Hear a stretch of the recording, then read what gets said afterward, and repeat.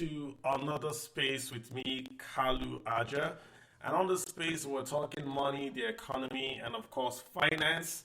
And this week, we have a lot to talk about, but we're going to talk really about the federal government of Nigeria's new executive order, number 15.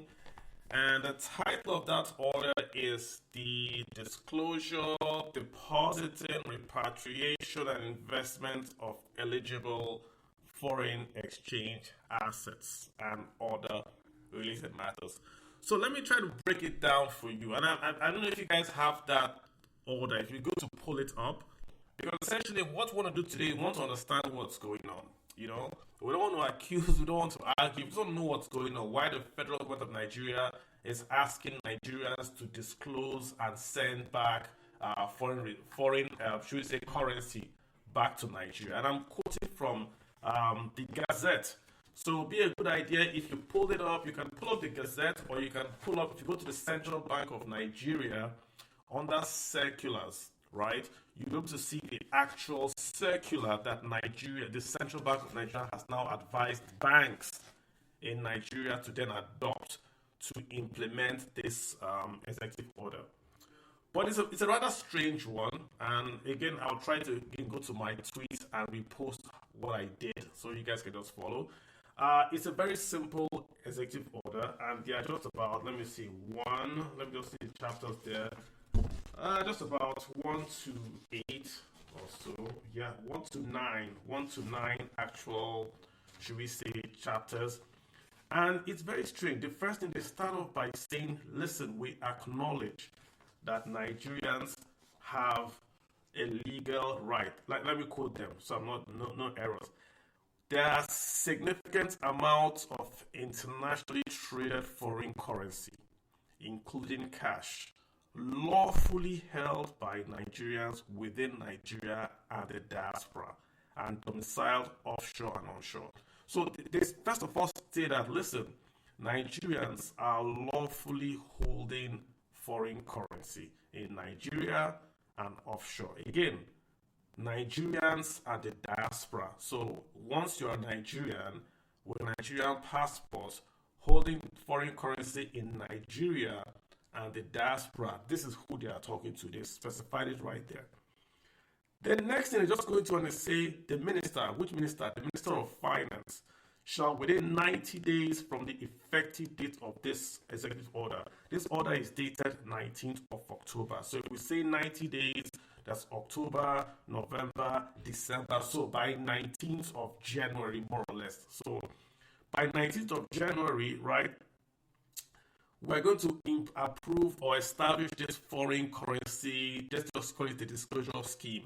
And what they're asking us to do, which is you and I, Nigerians, is that number one, we should disclose our international tradable foreign currency. Let's call it the dollar. So they want you and I to disclose our foreign currency. Why? I don't know. Why should I disclose what I have in foreign currency? Is it owned by myself or by the government? I mean, it's an asset. It's not income. Why am I disclosing? And again, why am I disclosing if I'm not going to pay tax on it? If I'm in a diaspora, what does the Nigerian government have to do with my dollar? Let's go on. Then, number two is one that actually gets me going on. They say we should deposit these dollars held in cash or retained within Nigeria. We have to take it to the bank. So if you're a Nigerian in Nigeria with dollars in your possession outside the banking system, this executive order is asking you to take the dollars to a bank in Nigeria. That's number two. Why should you go to a bank in Nigeria? Why can't I keep it? Why can't I keep it in my own dollar account? Why can't I keep it in my safe? Why must you go to a bank? It's not legal tender. The Nigerian government does not own dollar, but I've been told repeatedly that the dollars are not legal tender in Nigeria. Why is the Nigerian government asking for my dollars? Did they give it to me? Let's go to the third one. The third one is one that actually is very, very interesting. They're now asking Nigerians that we should repatriate. And I'm quoting, repatriation of disclosed internationally traded foreign currency held offshore in cash or retained electronic form through approved channels. Why? Why is the government asking me? Maybe I work in the UK, but I'm a Nigerian and I work in Canada. Why is the Nigerian government asking me to send my dollars that I've earned to Nigeria and put in the bank in Nigeria? Does this make sense to anyone? Again, I'm trying to understand where the government is coming from. Perhaps we're missing something. So let me summarize. Number one, it says that if you are a Nigerian living in Nigeria or in the diaspora, it specifies who this bill is for. This Executive Order 15. It's for Nigerians living in Nigeria and in the diaspora. That's number one. Number two, it then says that if you are living in Nigeria, you should take your dollars, your physical dollars in cash or electronic form and take it to a Nigerian bank. That's number one. Number two, it then says that if you are a Nigerian living abroad, so you're in the diaspora, and you have dollars in, say, Bank of America or TD Bank Canada, you take that money from TD Bank of Nigeria, of Canada, and Bank of America and take it back to a Nigerian bank. Why? So I put this up. Folks are asking, oh, maybe they want to do. Why? Why is it so broad? So that what they're saying is that Victor Osimhen, that works for Napoli, should take his euros from the bank where his euros are and bring to Nigeria. Same thing with Ngozi Okonjo-Iweala. Same thing with Burna Boy. They should take their dollars or whatever is it and bring it back to Nigeria. It makes no sense. No sense whatsoever. Look at why it makes no sense. Last, I believe it was August or so, Nigeria issued a dollar bond, which meant that Nigeria borrowed dollars, not from the Euro bond, but from Nigerians in Nigeria. So we issued a $500 million dollar bond, the first ever in the history of Nigeria. We've issued Euro bond, but remember, Euro bonds are dollars we're borrowing outside Nigeria. So we now borrow dollars in Nigeria. That Euro bond is paying about 9% to the folks that bought that Euro bond. So if I was in Nigeria and I bought that Euro bond, the federal government of Nigeria is going to pay me about 9%.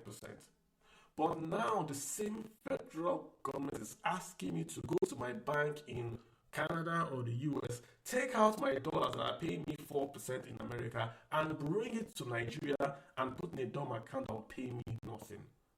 For what reason? What legal right do they have to do this? Why are they doing it?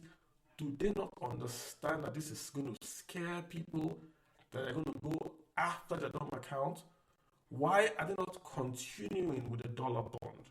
Why ask Nigerians in the diaspora to go to their bank and repatriate disclosed funds that they did not get from the Nigerian government? They're not the importers, they're not the exporters. What is the reason? I don't want to talk too much. I've got some folks here. Paul, hop in. Can you explain what's going on? What's your take on what you are reading? Paul Bina, go ahead, sir. You've got the floor. Help me out here, Paul. Paul going once, Paul going twice. Let's get Vasonek. Vasniok. How do you say that name, Vasnek? V-A-S. Vasniok. Thanks for correcting. How you doing, Vasniok? Please go ahead. Help me out here. What's going on? What's your take? Well, I just joined you, really, so I'm still trying to grasp what you were saying before. Yeah, so maybe I need to. Yeah, that's what I'm saying. What I'm saying is very simple. There's an Executive Order 15. The order says that Nigerians in Nigeria and the diaspora should take their dollars in their homes in Nigeria, in the banks abroad, wherever they have dollars or any foreign currency, and take to the Nigerian bank. That's the sort of what's going on. And I'm asking why, and I'm asking what's the reason why. So I see my friends there that are using from the UK. I see my friends from Canada that are on the space.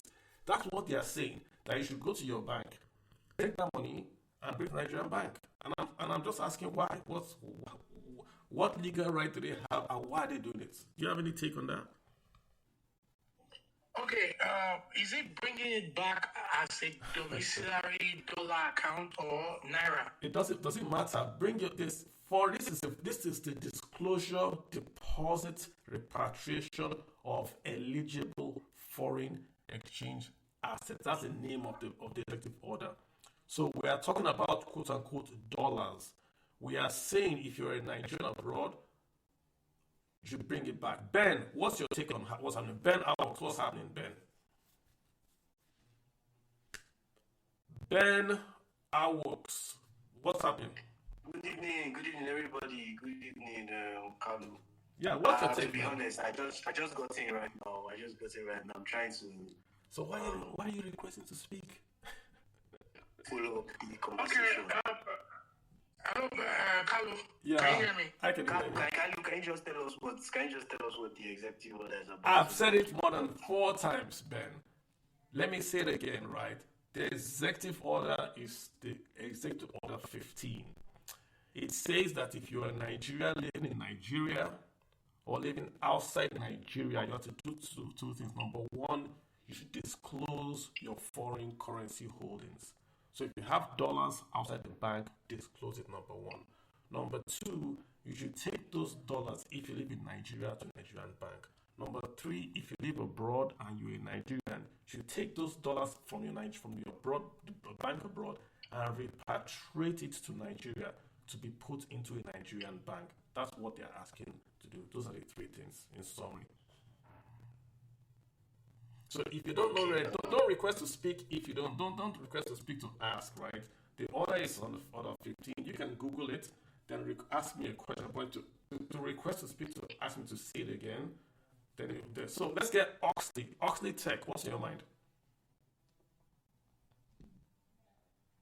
Yes, hello. Yeah, how you doing?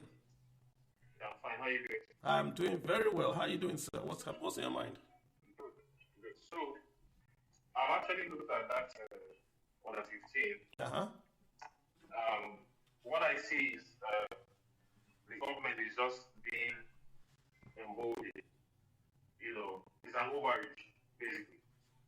And it's an overreach in the sense that government believe that Nigerians all over the place, they can mandate Nigerians to, particularly Nigerians that are carrying their passport. If you are carrying a Nigerian passport, I believe that's the target. So if you're not carrying a Nigerian passport, you may not be obliged. They are saying diaspora. So that means even if you are a Nigerian with an American passport, you are still Nigerian diaspora.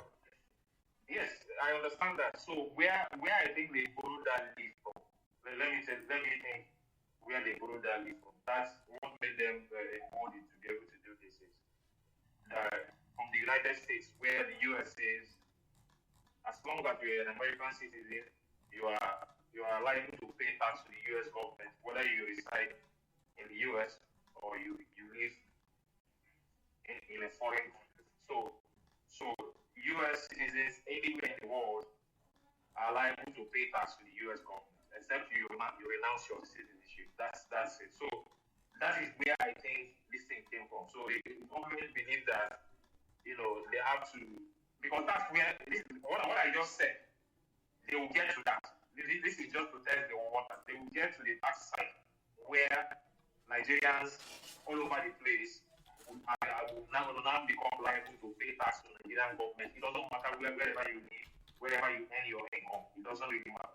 So that's where this thing is coming from. So like I said, it's an overreach. The government is becoming more and more desperate. Now, the government has, as at the last time I checked, maybe $38 billion foreign reserve. Of course, the government is gaining income from the sale of crude. They also issued a dollar bond, which of course grew their reserve. That dollar bond they issued, I believe, was part of what grew their FX reserve to what it is today. So it's just an act of desperation, right? Okay. There is nothing else I can say that is supporting that. And I can see another point is the central bank reported some time ago that the total domiciliary account for that is the deposits, because all the bank reports their deposit positions to the central bank. I think they mentioned that the deposits in domiciliary account at the time they did that was $54 billion. So what it tells is governments, even the government that say they have an eye on that money. Now they are trying to see how that money can be I don't know how they want to get that money to work for them. And they forget to, just like you said, it's not an income, it's an asset.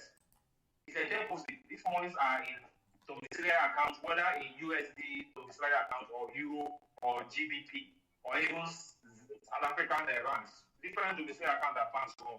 So they have an eye on that money. And I'm wondering how they will be able to approach, the commercial banks to say, hey, you know that you have this money in your position.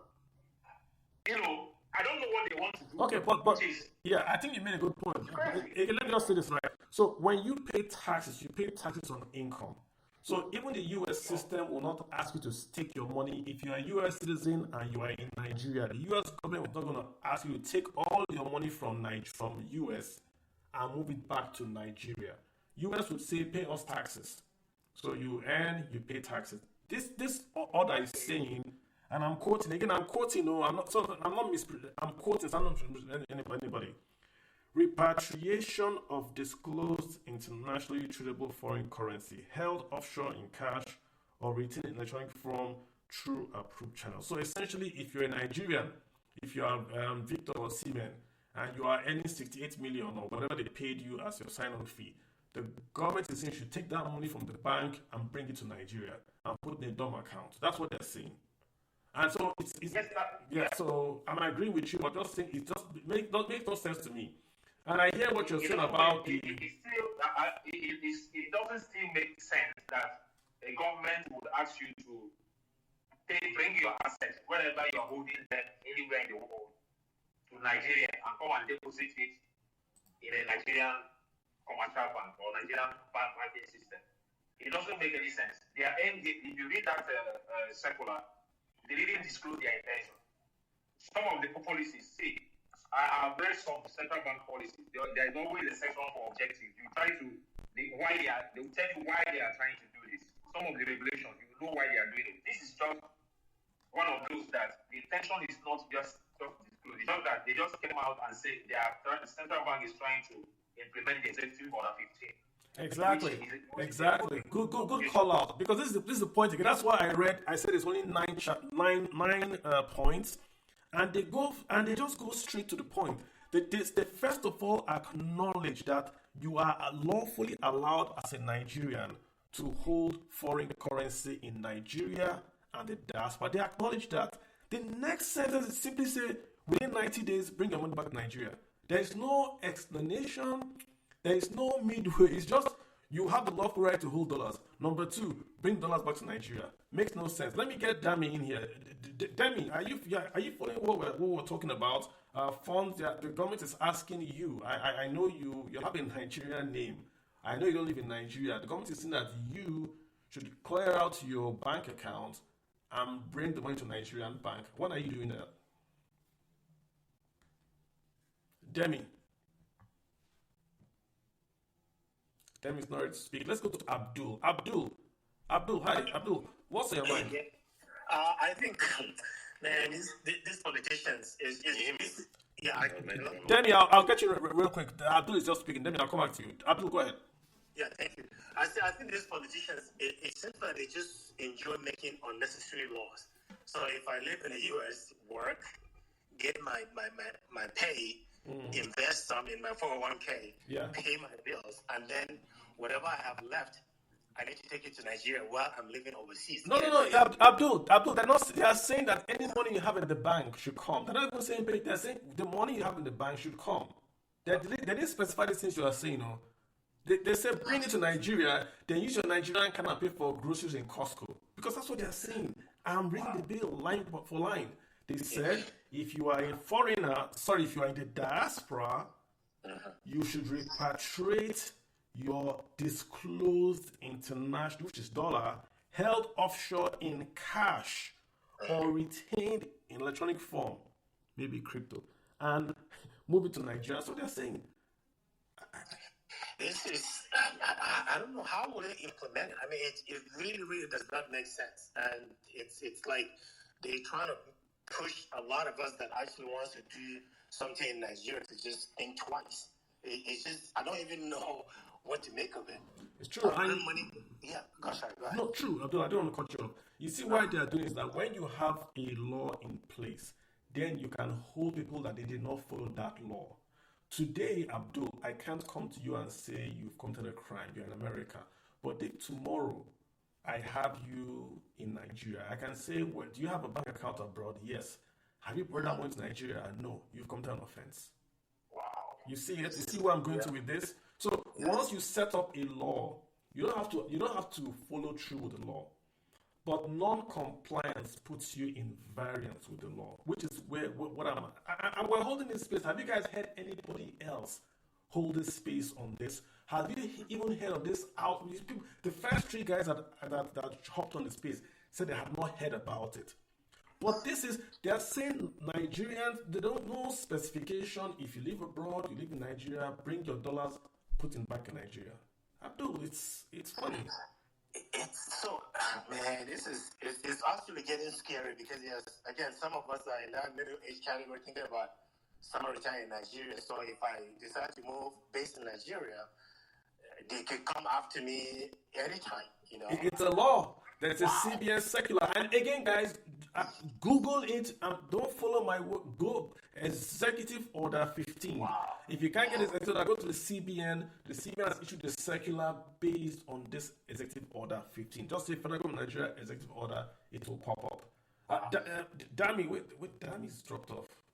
Dami, where'd you go to?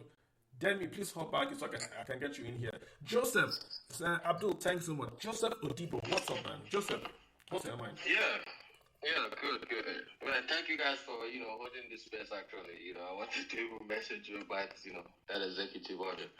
But the thing I see about that, the input everybody is giving is very valid. But first, I think we have to look at it in a point that it is an executive order, it's not actually a law, which means some part of it is probably not going to be enforceable.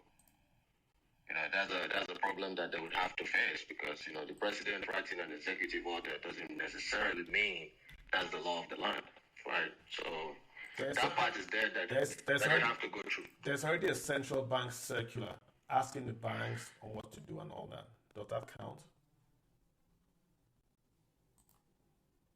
Joseph, what I'm saying is there's already a central bank, order on this. And again, Joseph, remember what I'm saying, what the point I'm making. They don't have to implement it.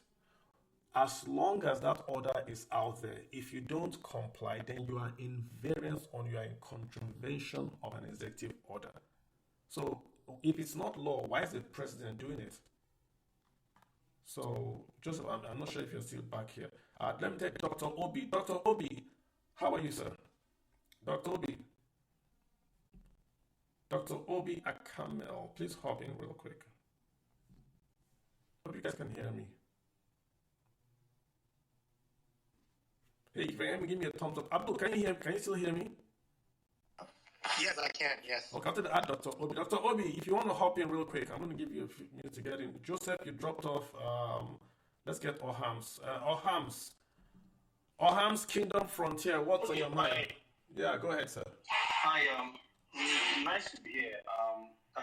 Thanks for all you do. On this order, I'm just saying, I saw one line that says voluntary disclosure. So my question is it voluntary? They mentioned it, I think, once or twice. Yeah. Are they saying it's voluntary or they are compelling everybody? Because if it's voluntary, I understand what they're trying to do. They need funds, right, to show up their foreign reserves, and loyal, patriotic Nigerians should, if they can, repatriate their funds to help show up our foreign reserves, whatever economic benefit that brings to the country. Makes sense, right? But if it is not voluntary, then that's when I have a problem. So the question is it voluntary or are they mandating everybody? The question is, voluntary. The question to you is that if it's, why put a law if it's voluntary? Today, can't you repatriate your money to America? That's what. So that question is, this is bait and switch. Today, Victor, you and I can take our dollars to Nigeria. We don't need a government law for that. So why, when you say it is, you put a circular from the president, then you put a circular from the central bank, and then you say it's voluntary. I don't know. I mean, we know Nigeria. Sorry, we know Nigeria. So I would be careful to say someone told me the same thing on Twitter. It's voluntary. Then why is there an order? Where is that an order? If you say there's a tax, if you say because I know in South Korea a long time ago, they passed a law that says if you had quote unquote, they didn't put stolen money. They said if you had taken money out of the country, if you had stolen money and you brought the money back to South Korea, they did not ask you any questions. That's where you have this chairballs, the Kia, the Hyundai. That was who they were targeting. When they had the military coup in the 1970s, the president then, I think it was General Park, said if you bring the money back to South Korea, no questions asked. But they're not saying that in this bill. This bill is not talking about corrupt proceeds, not talking about, it's saying all Nigerians. So it's the ambiguity that is making me hop on the space to ask these questions. Why is it so wide? Why is it so ambiguous to say all Nigerians? They even went as far as saying diaspora, which meant if you live abroad, you also have to comply. Doesn't make any sense. Yeah, it doesn't actually, and even the wordings are so autocratic. Like if you read it, they're like, are you talking to idiots? Like, who are you? Are you the one working for me? The way the wordings are very very strong wordings, so strongly worded. I the president mandating all this kind of nonsense.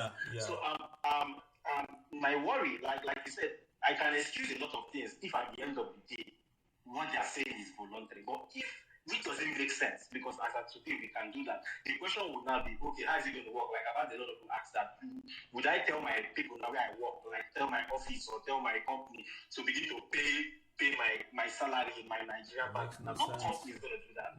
No company is going to do that to start with. So they pay me the money that I have to transfer it down to Nigeria. Then begin to use my card that fails at almost every point that I try to use it. I have a dumb card, it fails to regular. Like I don't even use it. I don't put any dollar in my dumb account because the dollar I have there, like it work in this store doesn't work. So what's the point? So why do I need to go through all that difficult? Like I get paid in dollars. I move it through some global. They've already blocked to start with. They blocked Western Union. They blocked all those other ones. So I have to go through the normal transfer that takes like a day or two, right? I keep my salary there, move it through the global transfer options that we have here that goes directly to my domiciliary account, then take my dollar card and start making my purchases and paying for my groceries and all that stuff. Then when that card expires, how do I get it? How do I even get another card? It's a totally different conversation to have. So it cannot work as of today. Whatever they're saying is nonsense. It cannot work. To start with. If it's voluntary, like who wants to go through this stress because I'm patriotic to the country? Okay, so I think they are just Lucas. And let us talk on the other side. Let's talk what the government will say. They will say no, we are being alarmist. That is a voluntary scheme, and that they are saying you can bring it back. But the point we are making on the space that you don't need a law like this if it's voluntary. Even if it is voluntary, the way you are mandating it to say I should repatriate my currency back to a Nigerian bank, there's no other details. If you look at the Executive Act, I'm sure most of you have put it up. It's just item 1 is the main thing there. The rest are just minister shall issue, blah, blah, blah, all that kind of stuff. But the main thing is item 1, 2, 3, ABC, and it's done. It doesn't look like there's real rigor done on this. And my fear is this. People will interpret this in a way that is negative. They will say you are going after dumb accounts. You don't want to have people having uncertainty about Nigeria. The largest form of foreign exchange earnings for Nigeria is crude oil sales. The second is remittances. If you start to go after remittances, people are going to ignore the banks in total and go towards P2P, another private arrangement, and it will hurt you more. You should be allowing people to bring back currencies by doing what even the other guys were doing. They were at a time in Nigeria, we were paying 5 naira per dollar you bring in. We were paying that. We were encouraging people to bring dollars into the country. Now you are mandating. You are a beggar, but you are mandating. Doesn't read well, if you ask me. Let me get in no information. I've got no information provided by the developer, humanly _typed. You've got the floor. Hams, thank you very much for that. No information. Go ahead, sir. Hi, good evening, Colin. How are you doing? Good evening, everyone. Yeah. Very well, thanks. How about you? I'm doing very well. Thanks for asking, sir. Okay. Thank you very much, Carlo, for holding this space. When I saw the executive order, well, I did not see the executive order. What I saw was a press release from the Minister of Finance. And when I compare what you're saying when you read out the executive order and what the Finance Minister said, I saw some discrepancies that they stand out to me. So what the government is doing is not surprising to me at all. We've had this care around dumb accounts for a while, and it's normal. History bears out that countries that are going through such economic distress will often lean towards this option. Weimar Germany did it, Netherlands, the UK, Australia, the US, many countries in Israel have done it when they are going through economic distress, various encroachments on private property, whether it be seizing gold, which all of them did, or even seizing more assets. Italy did it during World War II, Weimar Germany did it, which is the more instructive example for me because Nigeria is facing similar, we are edging towards hyperinflation. But what I noticed in the in the press release from the finance minister is that while the executive order acknowledges that we can legally hold USD, the finance minister presents it as if we're doing something wrong. I posted in the thread attached to this page the comments with the link to the article on Daily Post. And if you don't mind, I'm going to read a snippet of it. I'm quoting from the article now on Daily Post. He said, and they are quoting him, one element of the cost increase is the foreign exchange rate, and that is demand and supply.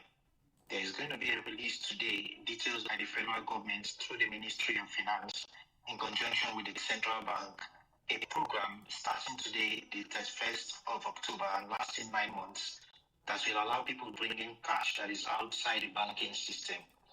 That's the first part, cash outside the banking system. I don't think USD is a property of the CBN. So whether there is USD cash outside the banking system or not should not matter to them. It's none of their business. That's true. But the finance minister said that he went on and they are quoting him. Therefore, it is unsafe, it is unsecured, and it is outside of legal limits. This is a quote from the finance minister in the Daily Post. They will allow forbearance to bring dollar cash. Let me emphasize once again that it is to bring dollars that they are holding outside the system to be able to bring them in and credit them to their bank accounts. As long as it is not proceeds of crime or illicit money, there will be no penalty, there will be no taxes, there will be no questions.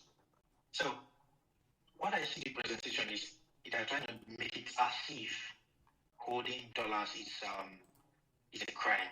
That is or true. Holding dollars that is not documented by a Nigerian bank is a crime. Yes. It absolutely is not. It is private property, and Nigerians, well, first, the majority of USD holdings in Nigeria aren't by small, poor people like me. They are by politicians. And Nigerians hold dollars not as a legal tender. We don't buy and trade with dollars in Nigeria. That's illegal. Nigerians hold it just as they hold any other assets, whether it be land, gold, silver, whether it be rice. It's just a commodity, a property. So what they are saying can be broadly interpreted in the future to apply to any other class of property.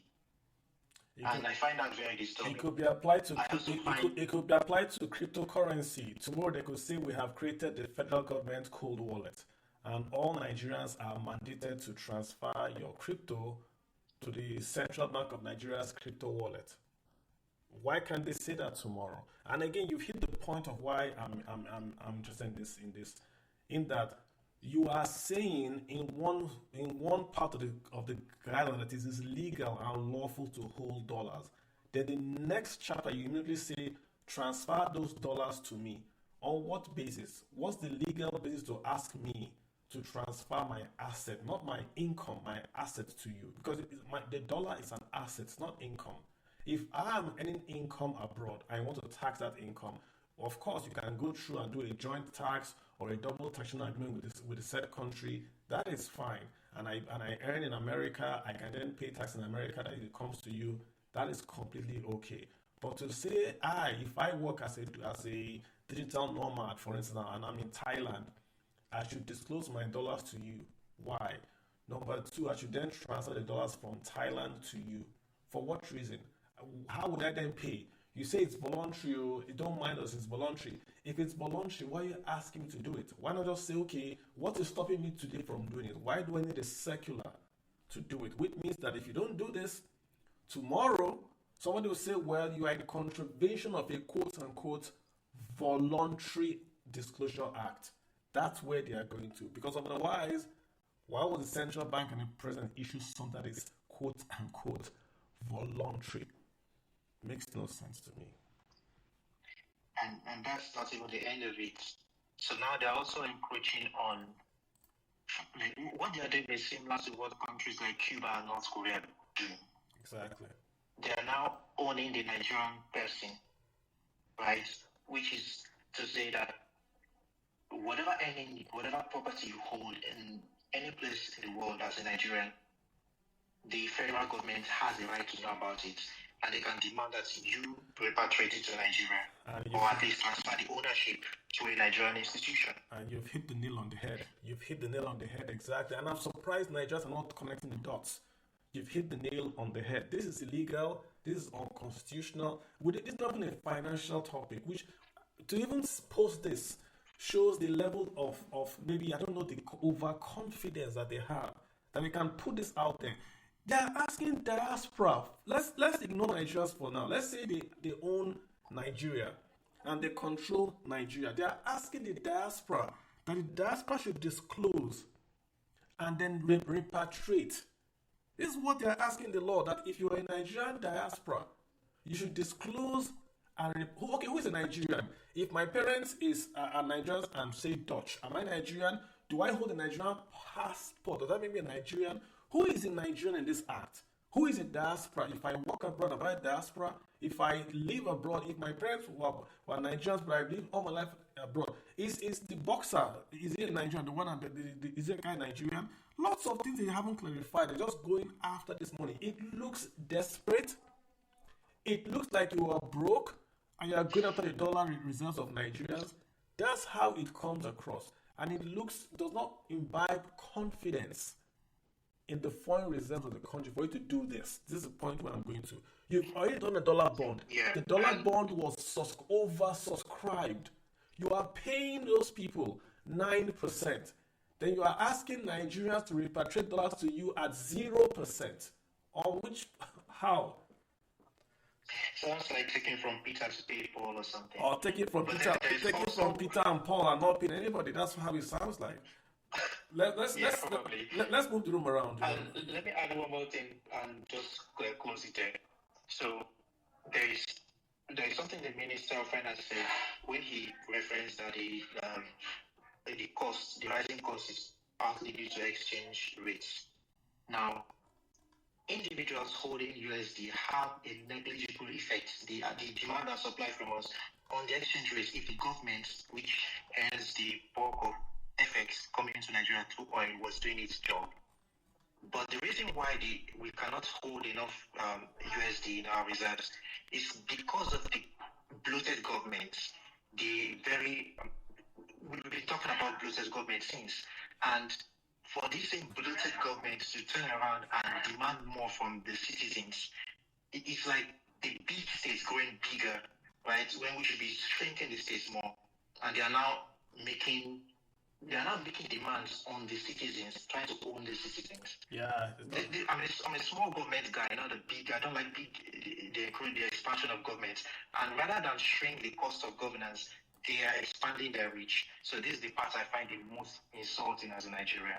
Well, I mean, again, we are citizens of the country. The government brings us a policy. We can always talk back and say we don't like it. The government can listen to us, or the government can listen to us. I have a responsibility. I run the financial space. I educate people. And I'm saying that my own issue with this guideline, that it damages confidence. I love Nigeria. I want the country to succeed. This law you are doing is going to damage confidence. And lots of people have sent me DMs on this. Lots. And this is even a nice version that we're doing. This is going to damage confidence in a Naira, dumb account, and even holding the currency. Ayo, let me get Ayo Sokunbi. Ayo, how you doing? Ayo Sokunbi, you've got the floor, Ayo. Ayo is getting ready. Let's hop into online banker. Online banker, how are you doing, sir? Hey guys, if you request to speak, try to be available. Online banker, you've got the floor. Go ahead. Yeah, good evening, everyone. It's nice to be on the space. I don't know if you can hear me clearly. I can hear you, sir. Go for it. Yeah, good evening. I'm sorry I'm driving, so just in case you hear a bit of car noises.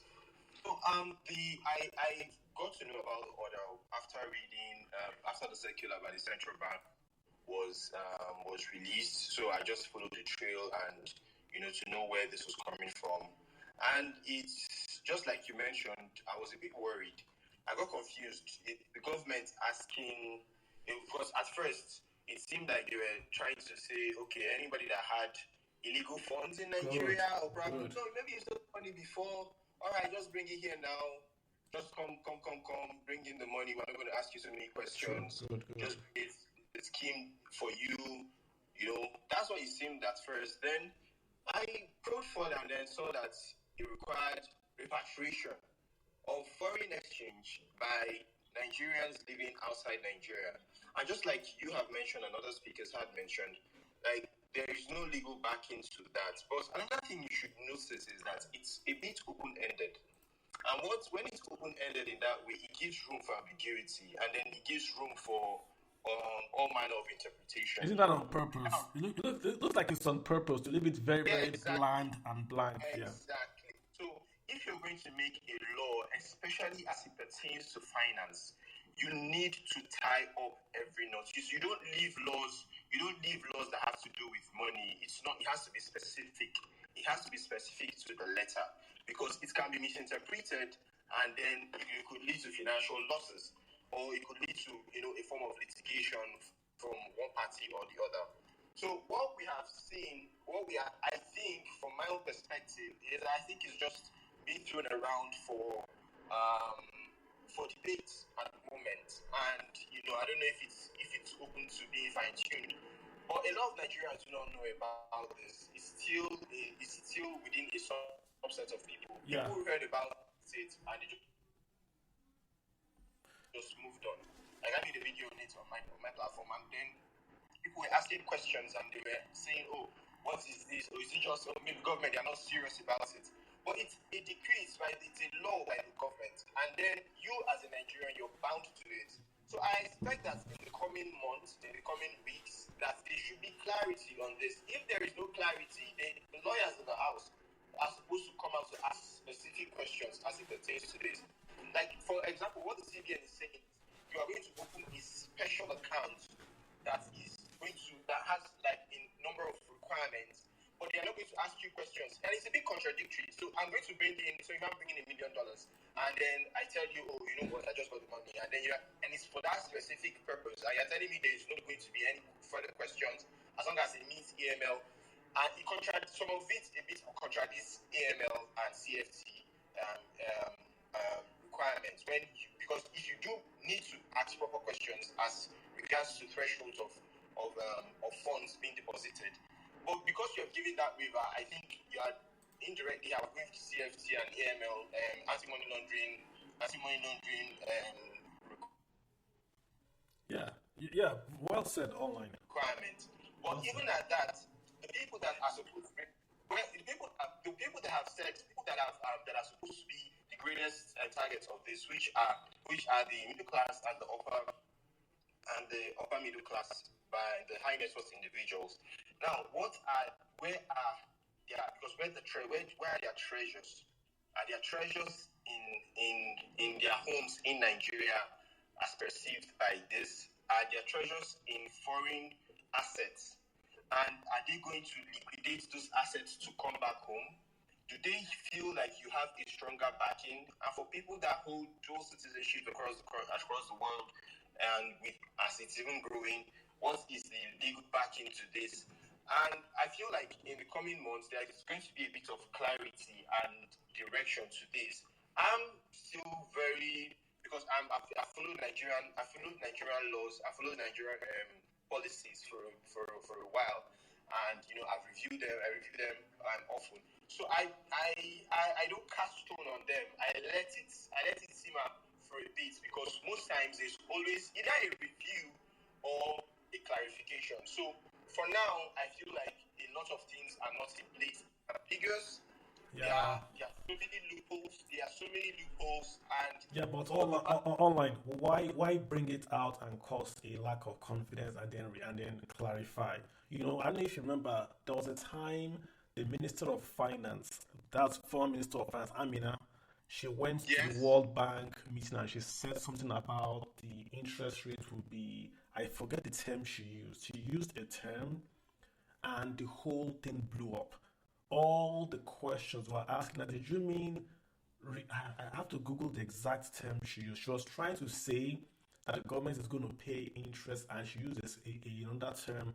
And everyone, if you guys know that term, please DM it to me. They were asking her to clarify, what did you mean by this? And that was the meeting with the World Bank. Emefiele was there, she was there, Minister of everyone was there, and that was the end of the press conference. Everyone was asking, please clarify what you meant by saying this law will be. When you introduce a law or when confidence goes out the window, it's hard to bring it back into the window. Already, this was out a long time ago. I saw it. I didn't talk because I thought in the next week they will clarify it. I didn't bring up a space. I literally even tweeted about it. No, I didn't bring it up.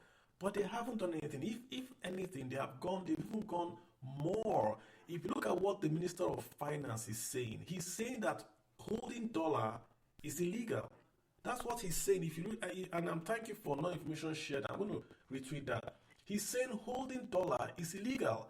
How is holding dollar illegal? Just holding it or having possession of dollar, how is it illegal? If you export, if the government gives you dollars to do business and you are supposed to do remittances and you don't remit, okay, that's the federal government's dollar. But if I open up a Fiverr account, I do work for you in America, you pay me $10, how is it the government's money? Yes, I'll pay income tax, but how is it the government's business and how is it illegal for me to hold dollar?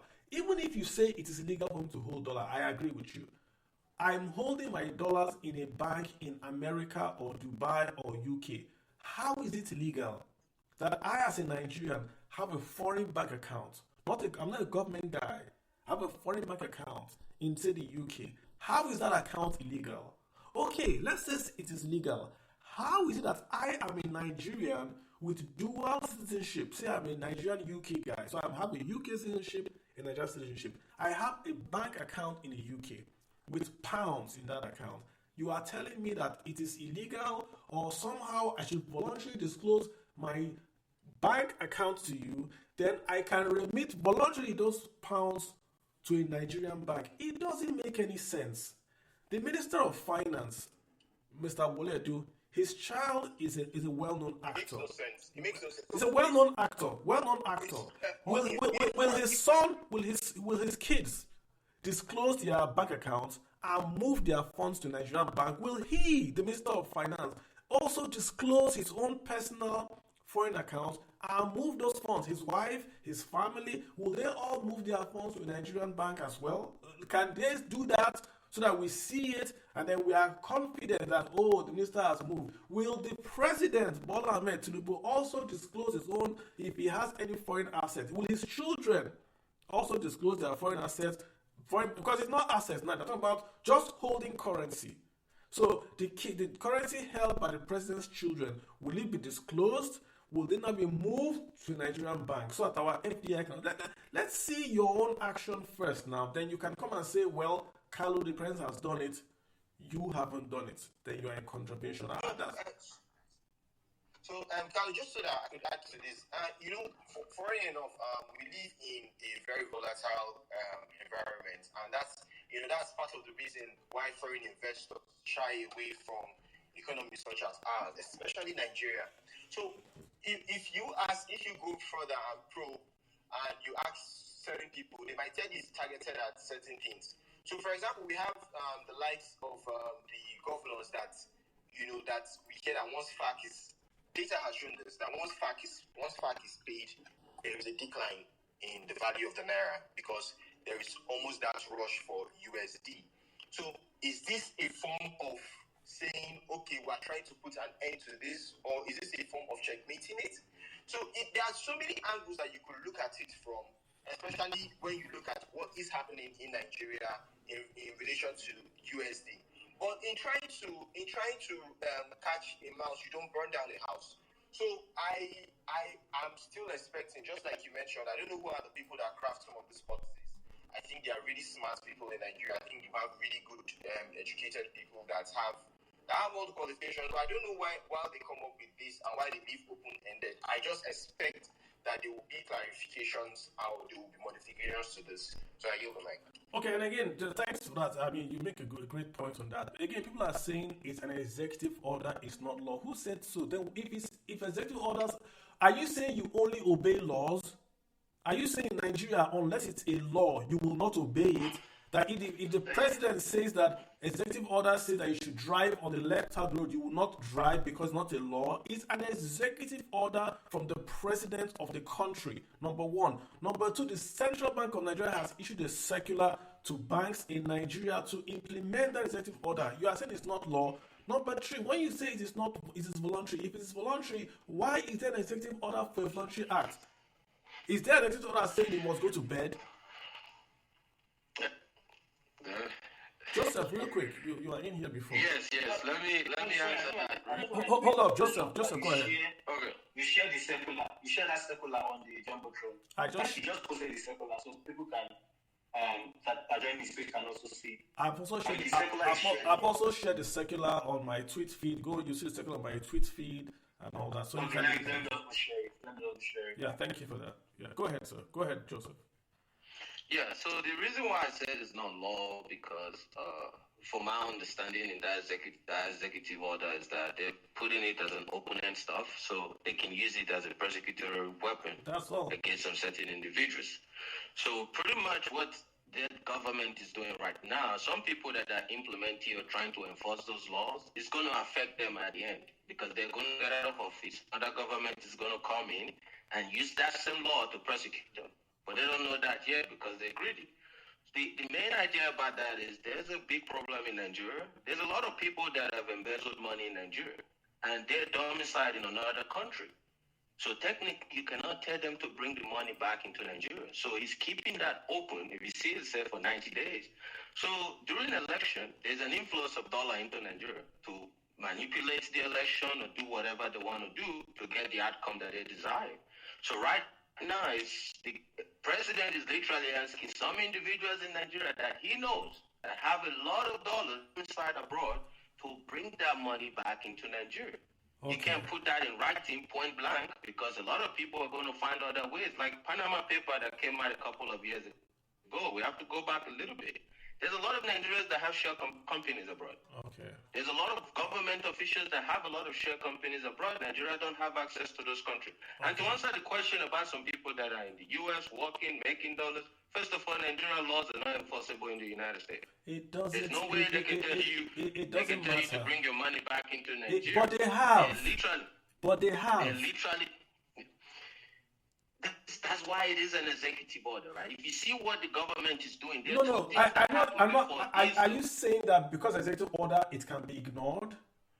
See, executive order, right? This is the direction of how the government is trying to interpret or enforce a particular law. So that law, that is what they need to challenge, right? There has to be some part in Nigeria constitution, some ruling in the past that is aligned. But the central bank has issued a circular.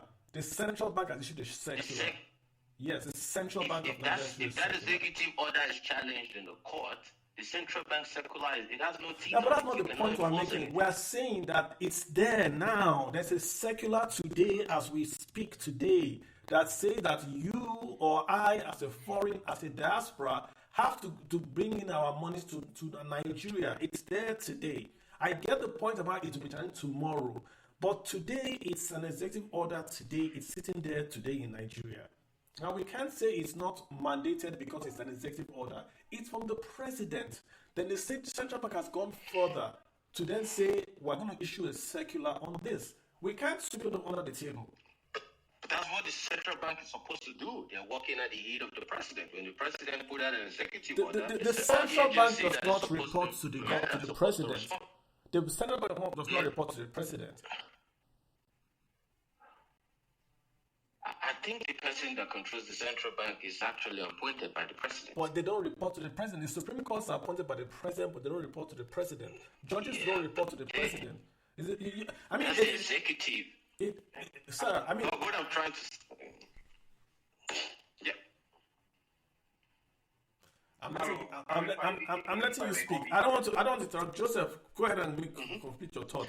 No, see, the thing I'm trying to say is that some of these laws is not even enforceable. One thing I want to point out is there's some underground policies that is going on in Nigeria that people are taking note of. The update that is going on in Nigeria banks is for the government to get more access to see what monetary transaction is going on in Nigeria. Then the next step is to start telling people to bring their money back into Nigeria. Nigeria don't have visibility. The government don't have visibility of most of the monetary transaction going on in Nigeria. So this right here is going to be something that if they put it right and refine it right, they can meet a lot of individuals in Nigeria and say, hey, we know you stole money from this country, but where did you keep it? Nigeria don't have that visibility. That's why a lot of politicians will go out of office and they just return back whatever you can find in Nigeria. The rest of the money is abroad. Even if you send them to jail, you can't really prosecute them. Okay, but Nigeria cannot subpoena any bank abroad to Joseph, we know these things you are saying. We are Nigerians. We understand what you are saying. The point we are making, why we are on the space today, is that the law is there. And if you believe this law will not touch you, remember, once that law is out there, if you come into Nigeria and you have a foreign account, someone can argue and detain you on the fact that you are in contravention of a CBN circular and the president's executive order. You go to court and argue, but you'll be detained because that is a charge. This law should not even come out.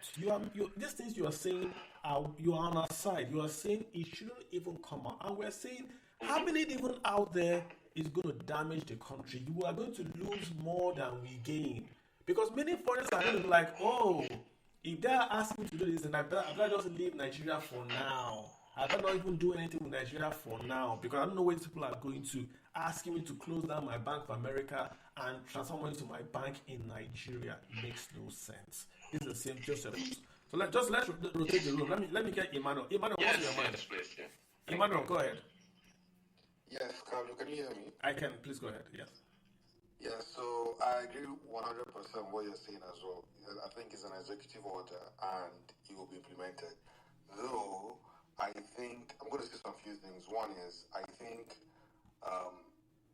the intention may not necessarily be to target people's money abroad, but I feel like it's from a political point of view. I could be wrong, but it's just a view I have. There are a couple of problems wrong right now. One is the governors are against this new tax reform bill, right?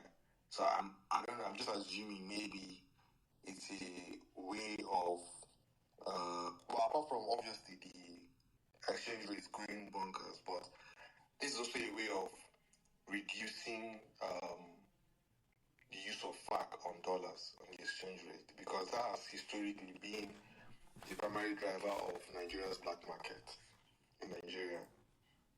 So, second of all, I think this executive order, right, will cripple all form of foreign investment in Nigeria, or the little we even have left, because I think it would drive investor confidence as well. So, and I'm just saying what you said, but yeah, I mean, again, Manuel, yes. people on Twitter are telling me that the order will be challenged. It's an executive order. That's not the point. The point of what you just said, Emmanuel. When you make this kind of order, you reveal or you show your hand. The market sees what your real intention is. That your intention is to go after private capital of citizens. That's your intention. That the court simply slapped you back.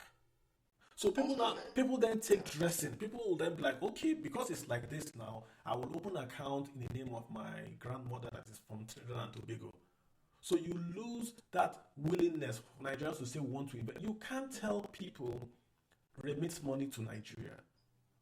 Whether it's an advice, whether it's a suggestion, whether you can't put voluntary in the act, then immediately come back and say open a normal account. Then you have your central bank governor and your minister of finance saying holding dollar is illegal. I've shared the guy's article on my Twitter feed. He read what he's saying. He's saying holding dollar outside the banking sector is illegal. Why? It's the dollar. Shebi, we said we should not dollarize the economy. So why are you concerned with the dollar? Concern yourself with the naira. Make the naira stronger. Then the dollar will flow in. Why are you concerning yourself with a currency you don't issue, own, or can remit? Why are you concerned with that? If you want dollars, create the environment for dollars to come in, which you have already done and succeeded. You issued a dollar bond and you got oversubscription on that dollar bond. So why have you now abandoned dollar bond to go after dollar deposits in America, China, and the rest? Doesn't make sense, Emmanuel. No, I also feel like what about the remittances from people who are working abroad? Usually the remittances to families of Nigerians abroad. I feel like maybe that has reduced compared to what it was before. And so maybe the government is trying. It hasn't reduced. What has happened is it has gone to other means. In the past, right, when we had remittances, if I want to remit money to Nigeria, I remit to my bank, or then my bank, I can go to the bank, take dollar and sell and give naira. And there was either you send dollar and you get dollar, you send dollar and you get naira. It doesn't matter. But Startups came in. But what happened is that when they went after Aboki FX, they went after the guys who were remitting money and made it very, very difficult because they wanted people to remit only through Nigerian banks. So they would receive those dollars and give you at the official rate of that then 447 naira. That was what they were trying to do. They were saying, send your money through Nigerian banks, and Nigerian banks will then remit the funds to your destination, but at the official rate. Folks then went to P2P, because under P2P, you can remit at the quote-unquote market rate. So the CBN tried to stop P2P, they could not. Then they went and said, okay, we're going to pay you 5 naira. So every time you send money through a Nigerian bank, the CBN was subsidizing that transfer, paying you 5 naira to get folks to leave P2P to banks. That's what we were before we had the float. So right now we have a float. And so if you send your money to Nigeria, you are supposed to get the real market rate. There's no more CBN rate.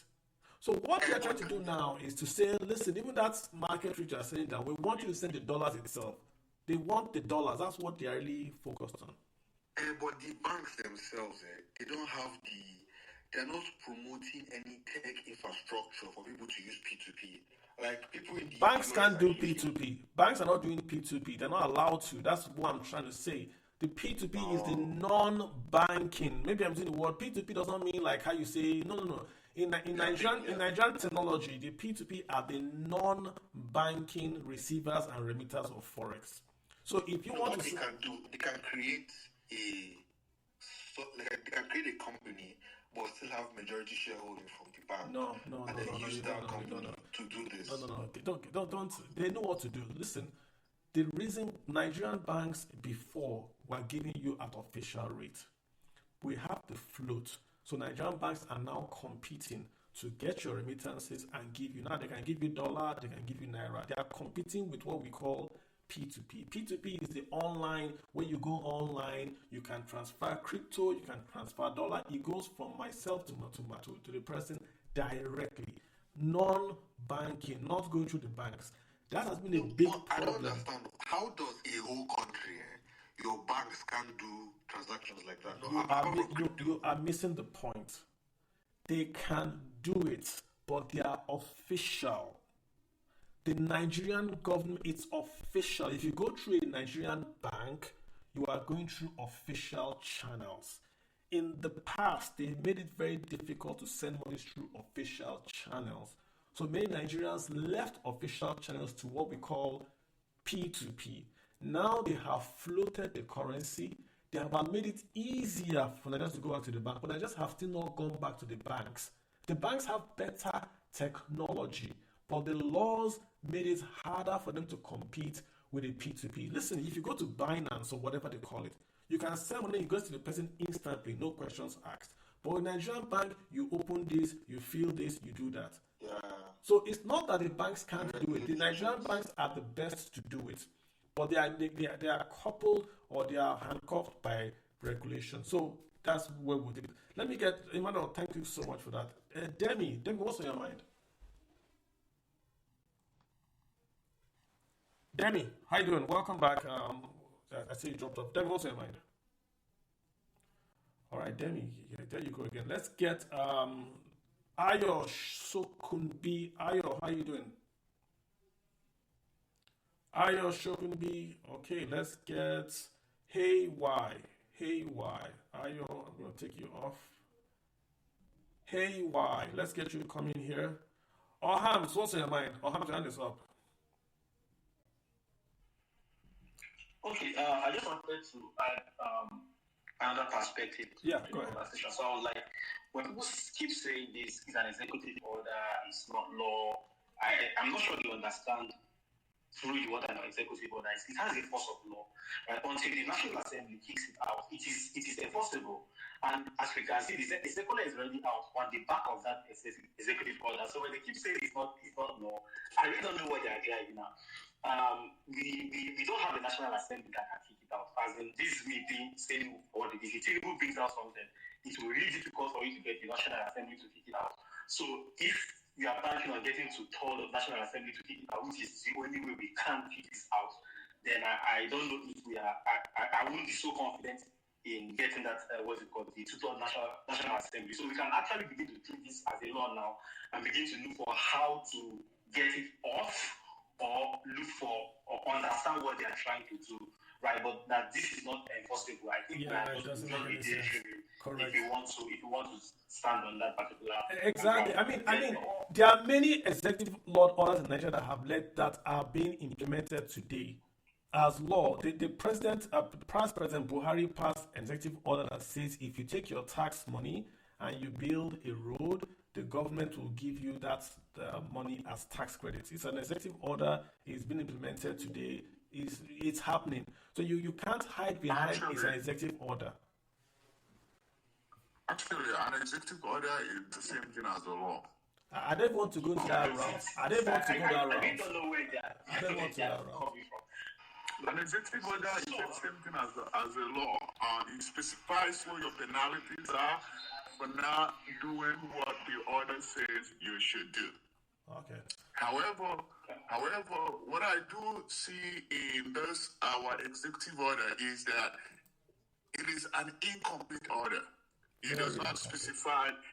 It does not specify what the penalties are if you do not do what the order says you should do. I remember when Trump were issuing different types of executive orders in the U.S. and people were challenging some of them in courts and it were defeated. Because when the executive order comes, it comes with a penalty for not doing what he said.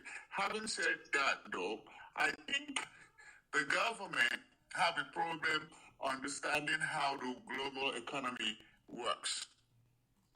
A bunch of laws they are bringing in now is actually a disincentive for people to invest in Nigeria. True. Right now, well, that's actually where I was. No, let him speak. Yeah, right now, this executive order is even making it a disincentive for even people to be the citizens of Nigeria. True. Because your government is telling you that if you have money outside the country and you don't bring it into your country, then you have committed a crime. True. And that is a financial crime. True. And the government being the type it was set up, and now without a penalty, they can go for the whole money. Whatever you have, they can seize it. There are people's assets being seized on flimsy excuses before because Nigeria is a wild, wild west of laws, and there is impunity of law. There are things don't quite work the way it should work unless you are powerful or you know powerful people. There was a speaker that was saying that someone can actually be arrested at the airport and then held for not for having money outside, and that's true. Having said that, this executive order is actually targeted at some people, specifically politicians, that the government feel that the money they have outside will be a threat to him manipulating the next election. So this is targeted at the next election, but it's too broad. It puts every citizen of this country to be a potential lawbreaker. Yeah, You know? and that's so the point, you come into Bowman. your country, That's the you come point. into your country, you come into your country and of being in Nigeria, you've already broken the law. Because you have $1 in your house that you have not declared to the government, you've already broken the law. You have an offshore company that's been running for 1,000 years, and maybe your great-grandfather have this company, and you're having dividend from it. They want you to liquidate that trust company. They want you to liquidate the trust and bring back the money to Nigeria. So an economy that is only life. Yeah, this is the point. So that we can all go broke at the same time. So that we can all. So, Bowman, question is, like I said, in South Korea, they passed the same law, and they were very specific. They were very specific. So it is not well thought out law at all. Exactly, I agree. A benefit of advisors. Hold up, let me mute a few guys. If you're not speaking, mute. If you're not speaking, please mute. Yeah, Bowman, please go ahead. The point I was making was that in South Korea, they passed this same law, but they are very, very specific. This is targeted at those that have these corporations or corrupt folks that are bringing money back in. Very, very targeted. This law is sweeping. It says Nigerians. It even goes far to say diaspora. It lists diaspora. So if you are Shade Adu, you are Nigerian because you are Nigerian. Shade Adu is expected under this law to disclose what she has in her bank account to Nigerian government. Then she's expected to then remit her money from her UK Shade Adu to remit her money from that UK bank to Nigerian bank. I mean, it's crazy, but you can write your laws to make sure that it doesn't that it excludes Shade Adu. Exactly. It keeps everyone in conservation of the law. And it's not me. I'm quoting the law, and I quote it again for those just joining.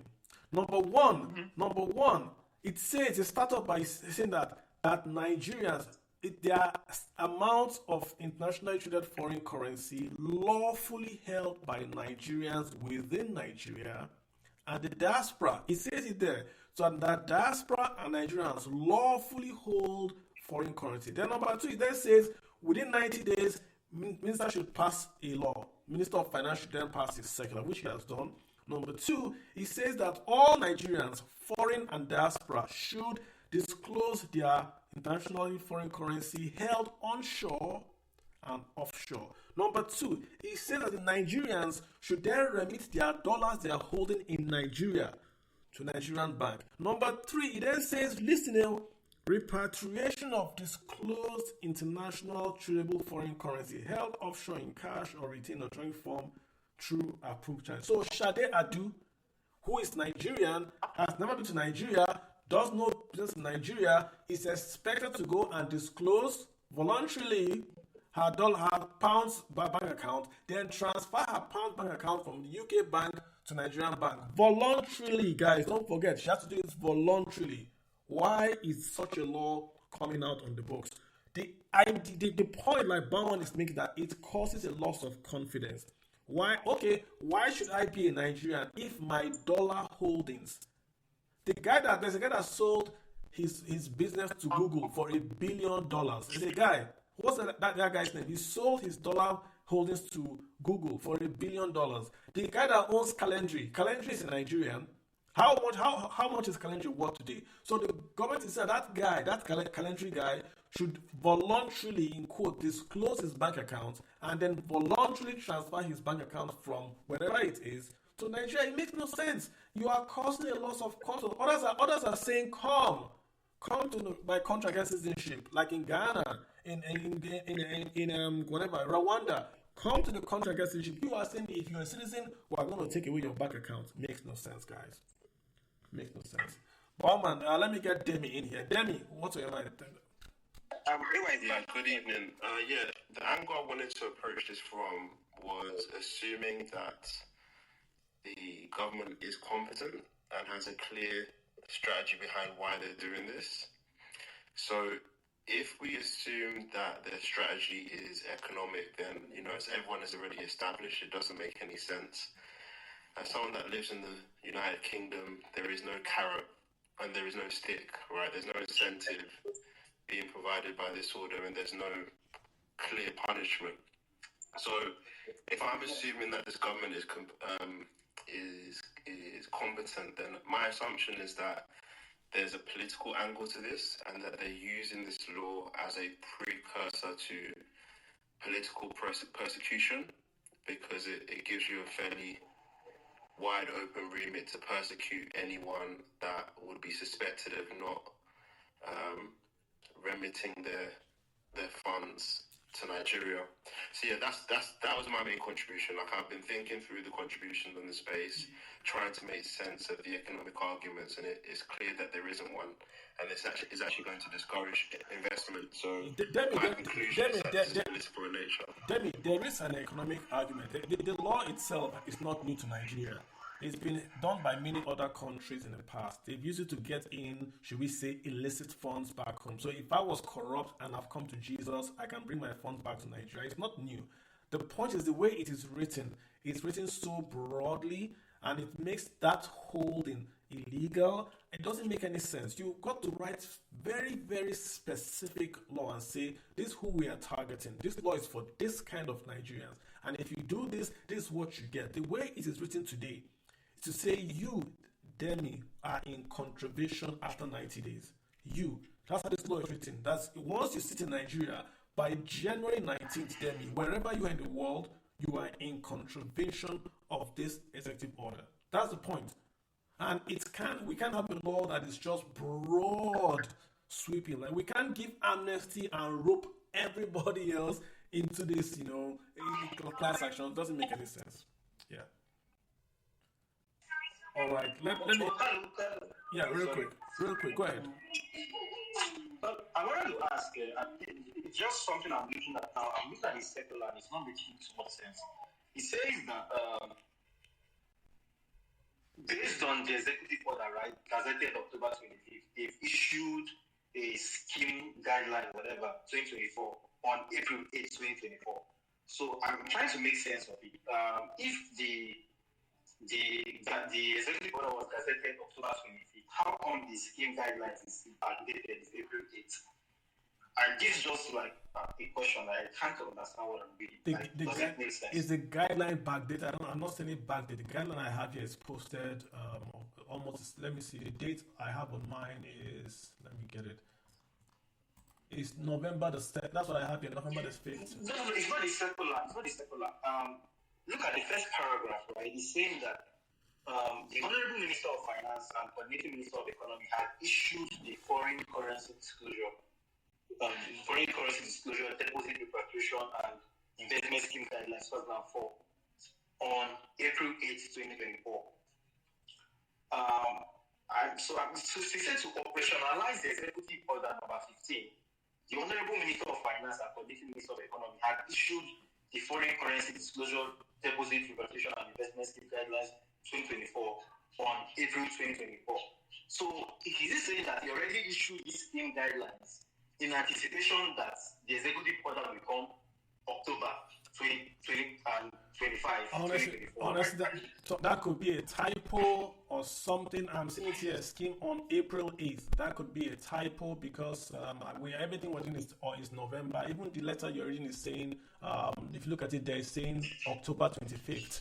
The letter you're reading, October 25th. So I'm not sure where April 8th came from. That's for them to. I'm really not sure where that's coming from, but it looks like that might be that's a typo. Let me get Dr. Obi Akamel. Dr. Obi, what's your take? What's going on? Yeah, good afternoon, everybody. How are you doing, sir? When are you moving your money over? Let's start from there. Well, you asked me when am I renouncing my Nigerian Oh my citizens? God! Over this small secular, they can't play with you again.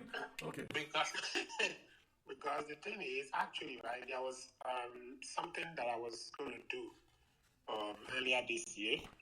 Just like a job, a government job that I was going to participate in, and it's like a high security job, and it requires me to actually renounce Nigerian citizenship. You know, I can't be a dual citizen and be part of it. So, it was difficult for me, and I I opted out of the job because I don't know how I renounce Nigerian citizenship. So now we have this. The people who are running Nigeria, they don't seem to have good intention. There's something that you have good intention, but maybe you are making mistake. It will be clear.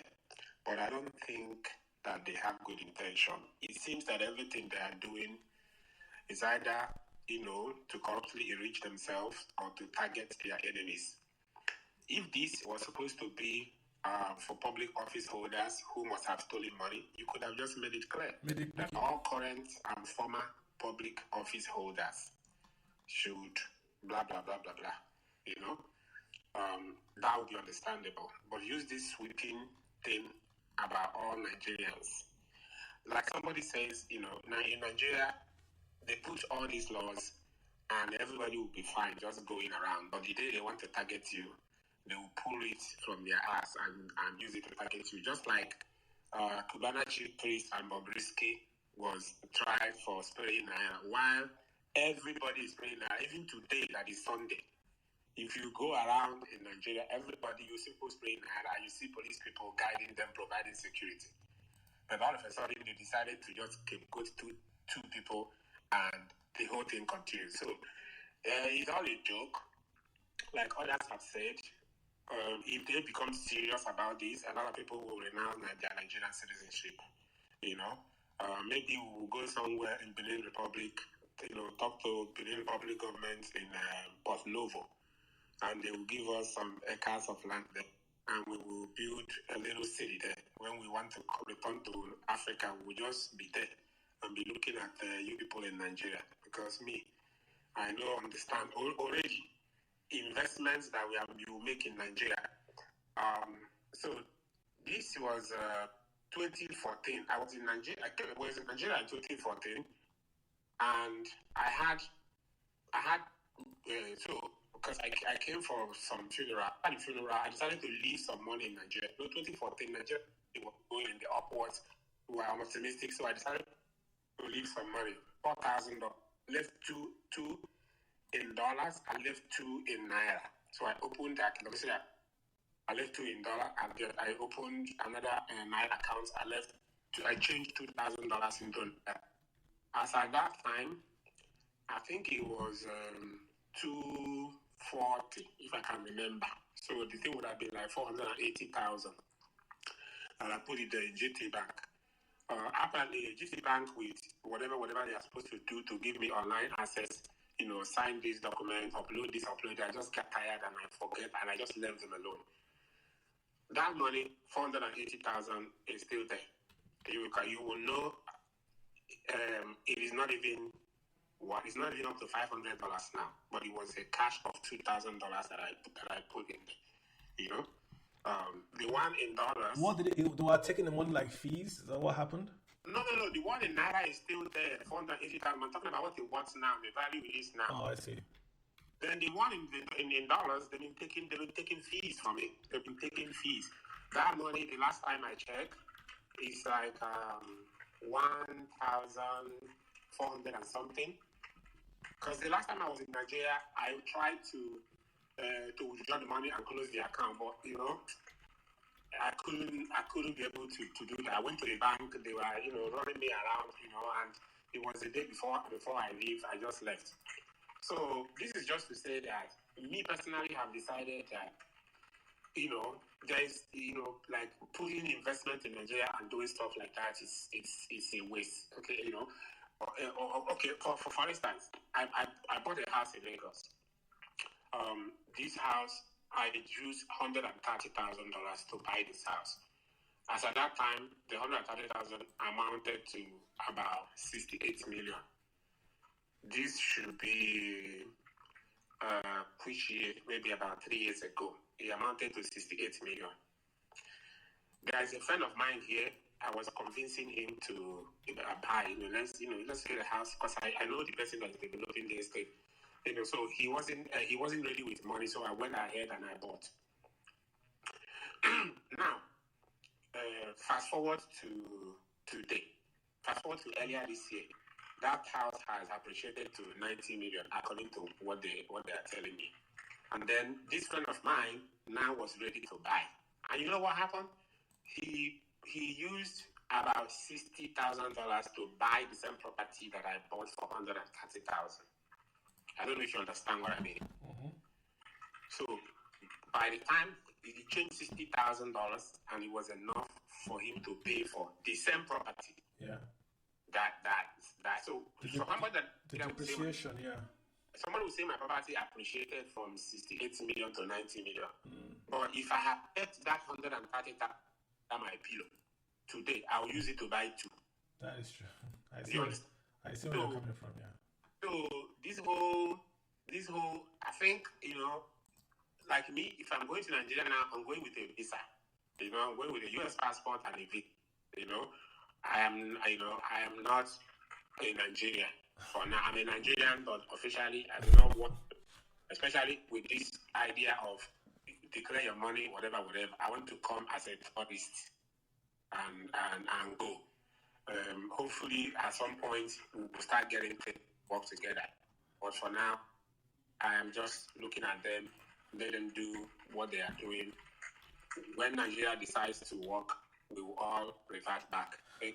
All I'll say, sir, I can't argue with you. All I'll say is that don't forget to do your social remittances, even though if you just don't abandon those guys as well. I'm just saying. No.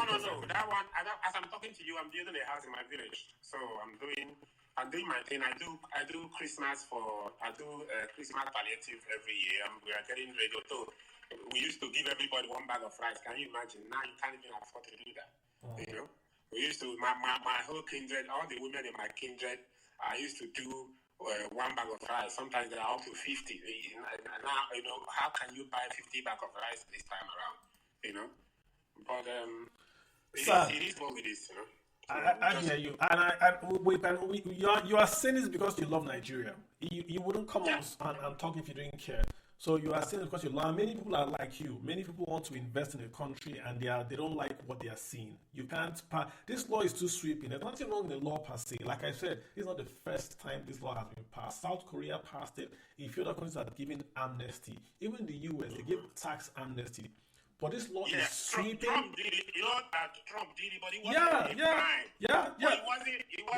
it wasn't done as if it is a crime. Trump made a deal with Apple and all these corporations that have billions of dollars overseas and say, bring it, we're going to give you a tax break. Apple returned billions back to the tax. So it was not by force. So, just putting voluntary doesn't mean it's voluntary. But, Doc, we appreciate you. Hang on, Nigeria is going to a better place. Just hang in there, sir. Let me get Olumide. Olumide, what's on your mind? You joined late, but we're talking about this Executive Order 15 that's saying it's a voluntary remittance, disclosure and remittance of funds by Nigerians. There's no exception. Nigerians means Nigerians in America and diaspora. People like Shade Adu and yourself. You should disclose and remit funds from your foreign account to Nigerian banks. What's your take, Olumide? From my foreign accounts to Nigerian banks, I didn't see that. It's right there. Right there. Executive Order Section 1, the first one, 1C, and I quote, repatriation of disclosed internationally tradable foreign currency held offshore in cash or retained in electronic form through approved channels. That's number one. I think that is excessive. I think it's unapplicable. I think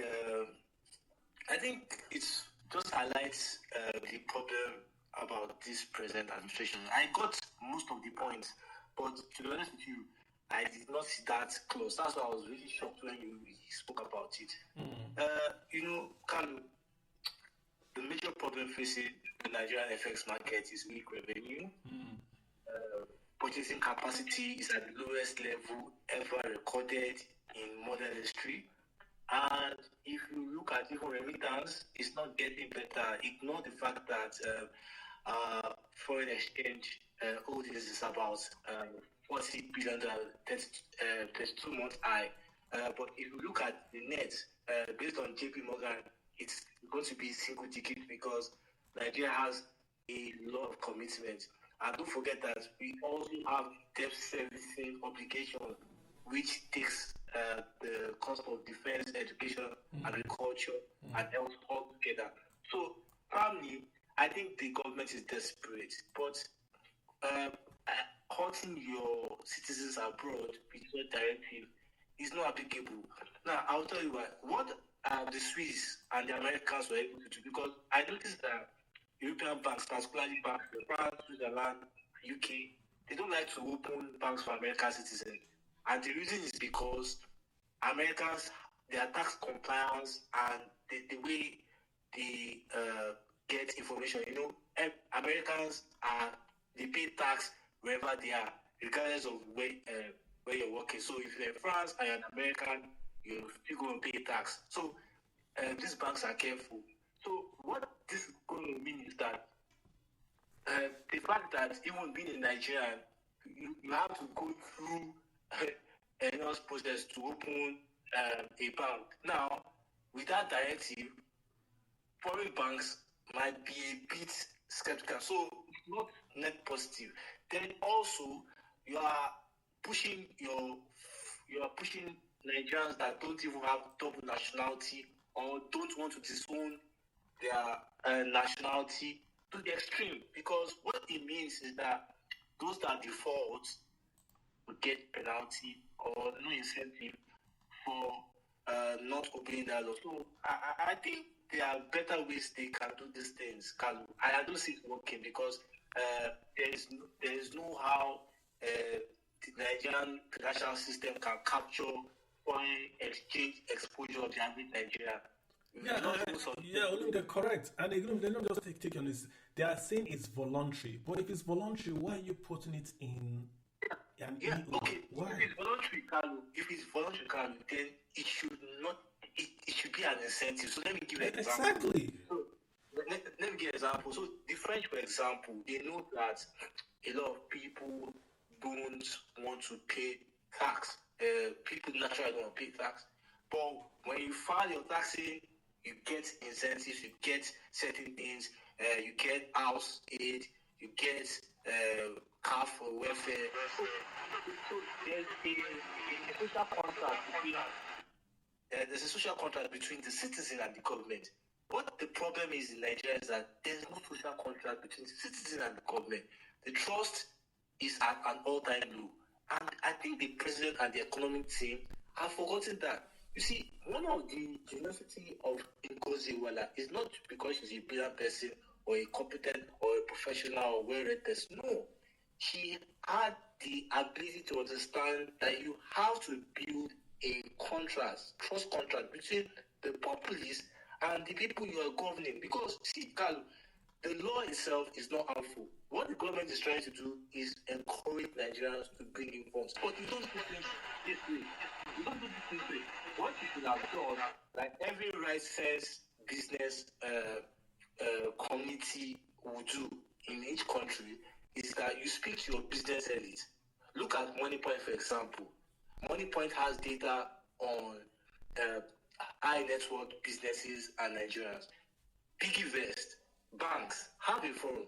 How do you think we can really encourage Nigerians to bring in funds in diaspora, rather than bringing these laws that will just create drama, trolling, encourage? Because, can you see, you've done spaces hundreds or couple of times, and we've spoken that until oil production gets to at least 2 million barrels a day, and fiscal spending drops because with the new minimum wage and the fact that the government cannot even balance its 2024 tells you that they're in serious. That's why I'm even looking at it that I won't be surprised if the CBN considers Bitcoin because Kalu, the way the Naira is under pressure right now, I'm not even looking at the present, I'm looking at the future because Donald Trump strategy, if you look at next year, if you look at the way the economy is moving, the Europeans are becoming very productive, and you know that Donald Trump is not an open for all trade. So Nigeria has not saved. Nigeria is exposed to geopolitical uncertainty. The population is largely hungry, aggressive. So, Kalu, how do you think this policy really works? So, Kalu, I think it's just like you said, voluntary, but I think it's going to be killed. It's dead on arrival because many Nigerians say, I don't see how you can even. Yeah. But you know, no problem. I hear you. I don't think I can capture it. You know, we're Nigerians. So if this order was passed in America, I wouldn't even wake up because I know that it will be killed tomorrow. ACLU or one Republican governor or somebody will just kill it tomorrow. It's done. It's dead. But this is Nigeria. This whole idea of voluntary is just the smoke screen. We know where this is going to. That's why there are 360 people on this space. We know where this is going to. Okay, where is it going to, Carly? Because where it's going to is that there's going to be if you cannot hold dollar cash. With Nigeria in the past, you could not hold dollar. Fela was arrested for having foreign currency and beaten. That's where we're going back to. Yeah, but Carly, that's not even the problem. Because, okay, let me give you, from European countries, they discourage you holding cash. So, for example, but that's different. The cash tax policy in America is there. They discourage you, but if you hold it, it's not illegal. They are incentivizing you not to hold cash. Well, I think what they should do, like what I'm saying is that rather than saying it's criminal for you to hold dollar cash, because I know where they're going to. They're trying to block the P2P physical market, that black market. Yes. So what you can do is like, for example, so if I transfer 1,000 euros from my bank to your bank, there's no charge. But if I collect cash from you, Kalu, and I put it to my bank, there's a penalty. But so these are things that they can do. So I don't know why we should always go to criminalizing legitimate transactions as long as these things are going. I have a question for you. Yeah, go ahead. Okay. So, Lumide, I checked, and I'm not asking you because you are the president of Nigeria, but we are just talking. I see that from 2000 to 2006, during Obasanjo administration, Nigerian average crude oil export was 2.2 million per barrel. Now, this was in spite MEND and the Niger Delta hostilities. So I'm sure we all remember how difficult it was before Yaradua came Amnesty, right? So this is like 2000 to 2007. Now, almost 20 years later, Nigeria cannot even do 1.5. What do you think is the problem? Simply institutions. I think Carlo and I, we're going to read the stories. Institutions, when you have security installations that cannot, oil firms is not microorganisms, they are not bacteria, they are not spirogyra. These things are done by large scale. It's just like, for example, saying that theft is going on seas and the US Navy can't capture. You know, it's just an embarrassment to the country's integrity. However, the country has to, we have to be honest with it. That's why the CBN is in place. Because there is no how. Nigeria is a monotonous economy. Let's face the fact. Even our banks are just making money from accounting profit and their treasury management. They're not really getting money from the real sector. That's why I say people should stop blaming our bank. They are not to be engineering themselves. So the problem is that our institutions are not supported the oil industry, and investment in that industry has been depleted for a couple of years. So until we get back to that. But if you look at the latest data, I think it's above 1.5. I don't see us getting 2 million because I heard the former MD of Seta say that if you want to get a 2 million barrels a day, you must invest $20 billion. Where is Nigeria going to see that money? Where is the sector? All the money since President Tinubu has been traveling around, I don't think he has gotten 10 so far. So we want to do 20 billion in one sector. So I think the max we'll get under a first step is 1.8 million barrels. So that's the unfortunate story of the Nigerian economy. Yeah, but to go further, Doc. Let me understand though. Doc, to go further. So you can respond in total. Let me understand though. We need 20 billion to expand our oil output. You know, one is when we are doing 2.2 million, did we do that kind of investment? Two, I thought that these IOCs come and, you know, test this area for oil and then spend their own money to exploit. What, you know? So I'm not too informed. I'm not an oil, but you see, based on the updates and I saw that, but I know that all these small countries that just like Guyana is just pumping with oil. So let me explain something to you. All millions are divesting from the country's industry because of pollution, the politics, you understand, inconsistent regulation. Look at how long it took the PIP. At that time, things were not broken down. So let me explain something to you. Before a body breaks down, it gives you signs. So if you don't treat yourself, if you don't take the right medication, it gets to a point the body collapses. And the cost usually is always heavy. So you see, when those guys tell you that this is what we need now, it's not that it's a compilation of the neglect in that sector. And finally, if you look at the stock market, for example,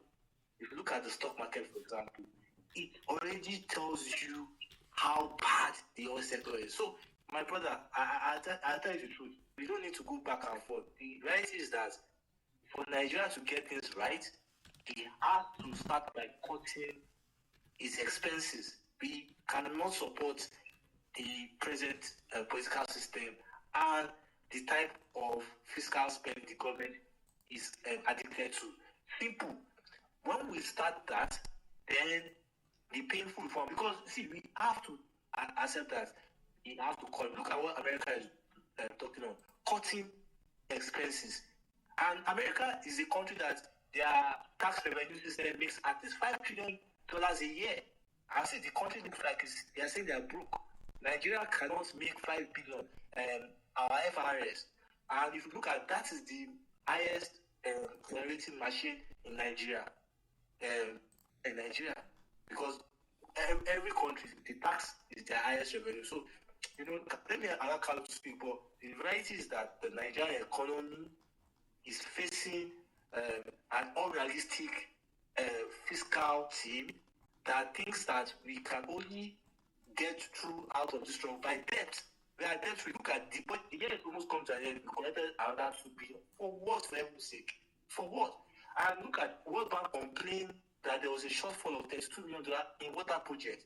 We all know all this corruption, all this, but the problem, like I've said, is that Nigerians don't trust the system because we've seen leaks, we've seen an accountable problem, we've also seen the fact that the people that can do the job are often not at that spot. So that's one of the problems we keep facing. So I think the dollar thing is like this dollar that I don't think it's applicable. Let's be honest. It's not fast. Yeah. I don't know how maybe Carlo has a plan, but I don't see how government will go to Carlo. Carlo, for example, is down on number of banks he uses.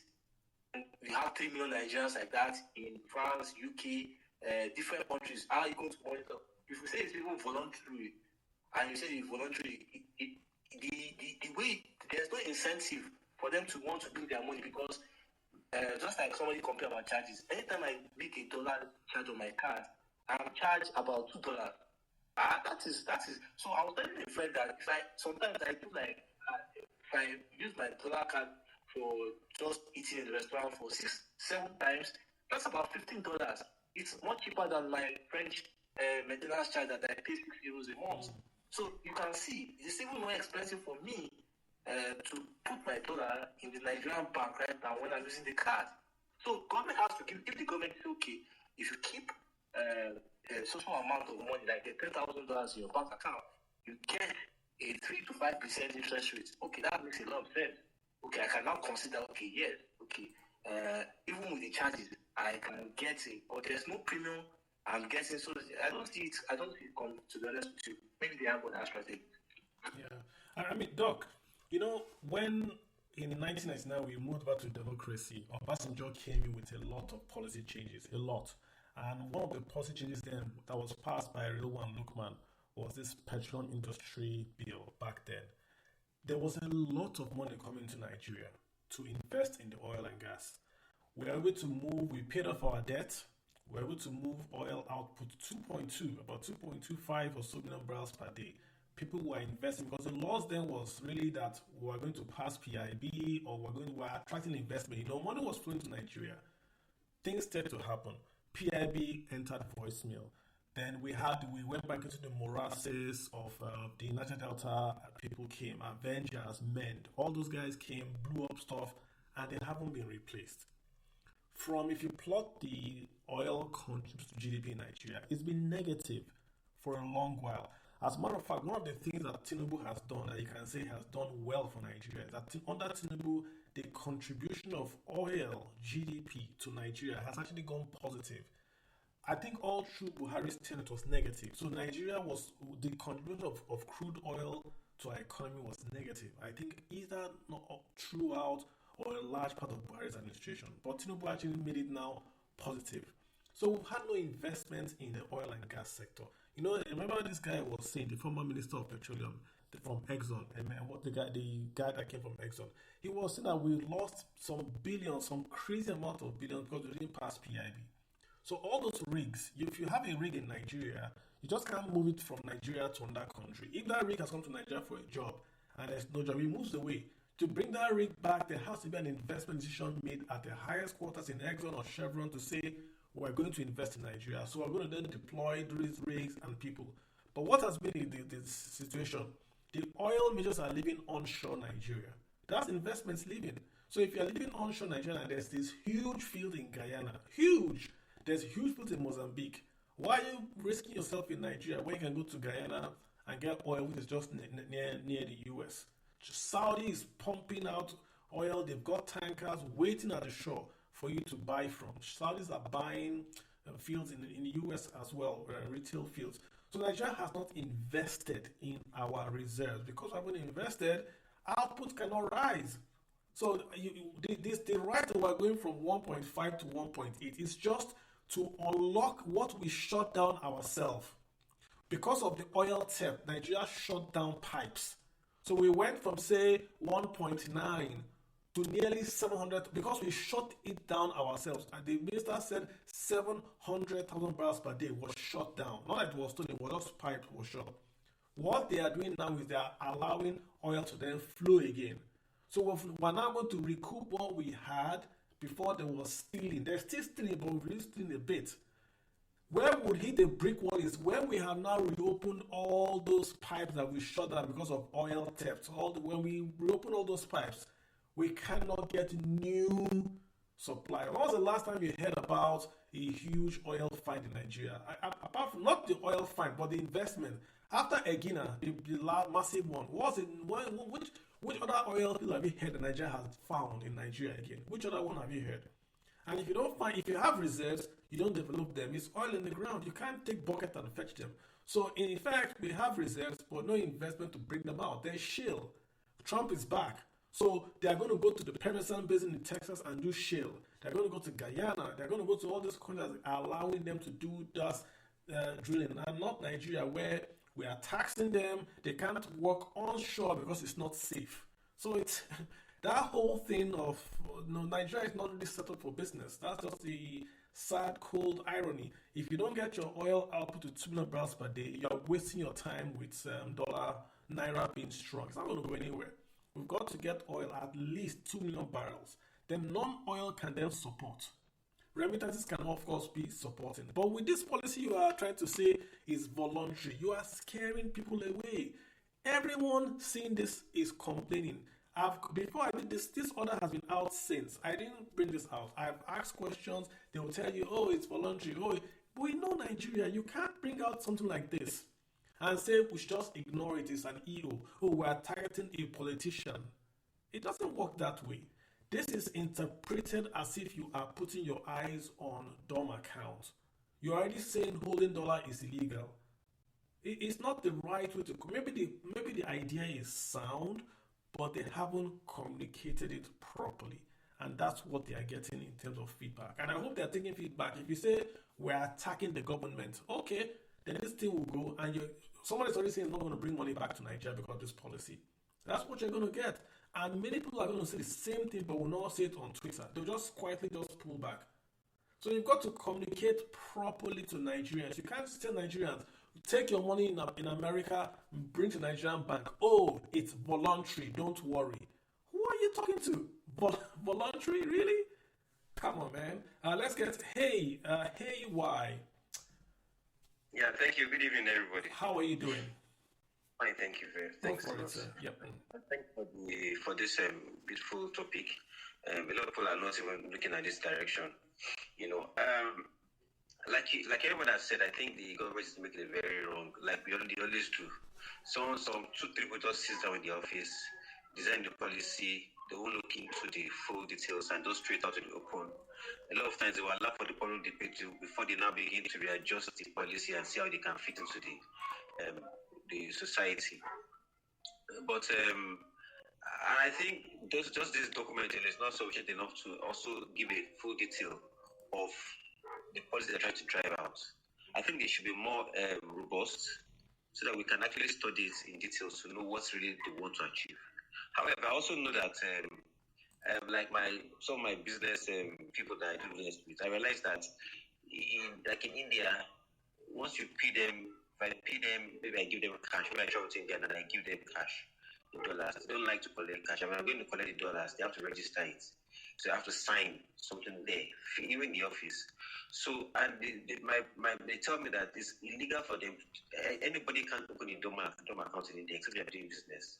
Unlike Nigeria, we just have DOM accounts. In India, the CBN actually opens DOM accounts for them.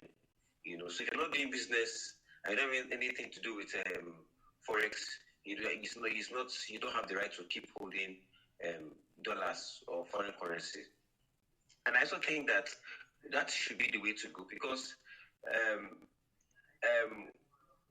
in Nigeria here, our forex our forex policy is very loose.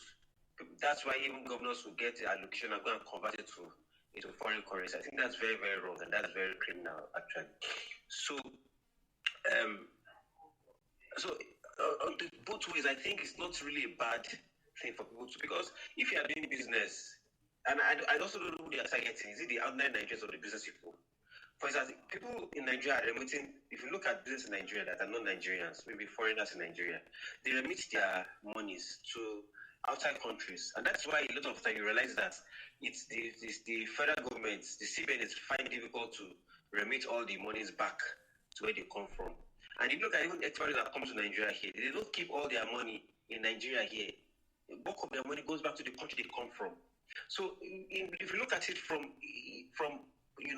it's not really bad in the sense of bad in that sense for people to, for government to have some level of, I won't say control, but some level of activity around what people earn outside Nigeria.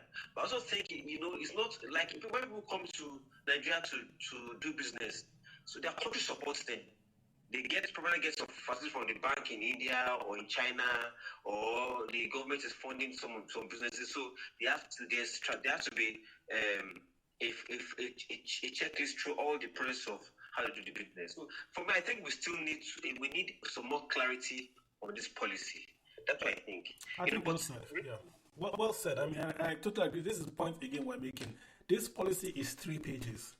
The EO is 3 pages. The circular is about 4 pages. For something that is so monumental. Again, you talk about India. the way we are set up in Nigeria and the way the Indians are set up is very, very different. The India has always pursued this local manufacturing. They don't do import. Their cars are made in India. Everything about them is they want to do everything local, Indian, local. Nigeria is an import, quote unquote, import dependent nation. If we don't import PMS or food, we will starve and we can't go anywhere. The problem the government has is that when they try to control forex, it runs away. Anything you try to control as a government will run away. So the government has wisely said, let us allow forex to come in, then we'll get access to it. That's what they've done. And Emefiele in the past was cutting down trees to fight dollar. I'm not giving you a real example. Emefiele was going to Abuja to cut down tree so that the guy selling dollar will not have shade to exchange dollar so that he could make naira go up in value. He was wasting his time. They tried everything. They banned Aboki FX. They've accused Binance. The issue is that because we need so much dollars, you can't mandate. You have to be very, very careful that if you try to hold dollars hostage, it will go away. So what they've done and has been working for them is they've allowed people to bring dollars in. Because if you bring dollar in, you can't spend dollar in Nigeria. If you take $5, you can't go to Maput and say, hey, Maput, take $5, give me rice and give me naira change. Very, very, very few people will take $1 from you. Very, very few. People use dollar naira to hold their money from inflation. But nobody, I'm not talking about the rich people. I go and rent a house in Lekki for $1. At the very bottom of the ladder, do you pay for Okada in dollar? Do you buy your Buka food in dollar? Even school fees. You go to school and say, hey, take not your rich Lekki school, your school in Abia, in Ohafia, you can't spend dollar there. You still need naira. What people want is a real value of their naira. They don't need a dollar. The dollar comes in and they can exchange at the naira price. They are fine. But they now start to hold dollars today because inflation in Nigeria is about 2.3% every month. So if they hold dollar, it holds their value more than if they hold naira. That's the reason why people want $1. So the Indian one, Nigeria one, that's why it's a bit similar, different. But also, this policy now is not a bad policy. I don't think it's a bad policy to say if you've stolen money or you want to remit money to Nigeria, normally you do in terrorism, where did you get the money from? They are saying bring the money in, we'll not ask you any question. That is fantastic. But don't write something that says that all Nigerians holding dollar are liable of being accused of committing a crime. And then it's very, very clumsy to say, just take your money and remit to Nigeria. It's very clumsy. I was shocked. I read it out for you guys. Repatriation of disclosed. What are you repatriating? What are you repatriating? You just had a dollar bond that was subscribed massively. Why not do that? Why not say we're not going to pay 9%, we're going to pay 1%? So if you want to send money voluntarily, send the money voluntarily and earn 1%. So as a patriotic Nigerian, I will do it. The same way you are doing the same policy. Do the bond, impact bond, 1%. It's the exact same thing. Why they write this policy? Which is now become suspicious. That's the thing. Nigerians are not dumb. We know how government does its deal. We're not stupid. We know that when you write an EO that says this and you tag voluntary, tomorrow somebody will say, do you have Bank of America? Okay, have you disclosed it? Okay, you are liable. We know these things. And that's why we're all, I would say, a bit worried about it. I want the government to rewrite this. I don't think it's a bad policy. Rewrite it. Be very specific who you are targeting. Be very specific what you want out of this. If it's voluntary, make it clear. If you do this, you get this. Say it is not applying to any Nigerian that does not want to do this voluntarily. If you had written that, what we will be doing on the space today? We will not be doing anything. But I'm not looking at the fact that many Nigerians are paying for mortgages or have to show their statement for maybe security, social security, or things like that. It's not applicable because it's not they can't fly. Yeah, and like you said, even if they are suspecting corrupt people, I think those guys are very sophisticated. They won't even. I think what the government should do is, and that's why I said that the president really needs to be on top of the scheme, and the CBN is government in terms of this policy. When you are throwing policies like this, you need to be be very specific who you targeting. And I don't think they're targeting professionals, the average Nigerian. But how do you know? But how do you know? Yeah. How do you know? How do you know? Because I mean, no smoke without fire. People are, because they've gone after crypto. They've gone after crypto. They've gone after P2P. They've gone after black market. So there is no smoke without fire. You know the worst thing is that they could not force the major problem, FAC allocation. Because see, I said it. If we can hold the liquidity in our system accountable, all this chasing the bets that is not in our hands will be quite unnecessary. Because see, look at the liquidity in the black market. The Naira influx in the black market at the end of every anytime FAC allocation is being shared, and it tells you that the fiscal system is culpable. So even if Nigerians decide to bring in all the dollars, let us even assume Nigerians people decide, okay, there will be liquidity, but it will be temporary because those politicians will suck it out. And that's why I said that I'm so happy that the CBN chief had the audacity to mention it. But you see, the problem is that he can only mention it. We expect the president and his economy team to take measures. Where are all these cartel watches coming from, Kalu? Where are all these expensive mobility coming from? We've turned the Naira to the fact that the average Nigerian, when he keeps dollar, is a crime. When the politician owes dollar, it's not a crime. Yeah. You know, and that is why I was so upset when politicians started using the dollar as some form of company during their primaries. It was open secret, even during the presidential primary. Dollar was used to exchange. So how do you win the trust? So it's not about Binance here. It's not about diaspora force here.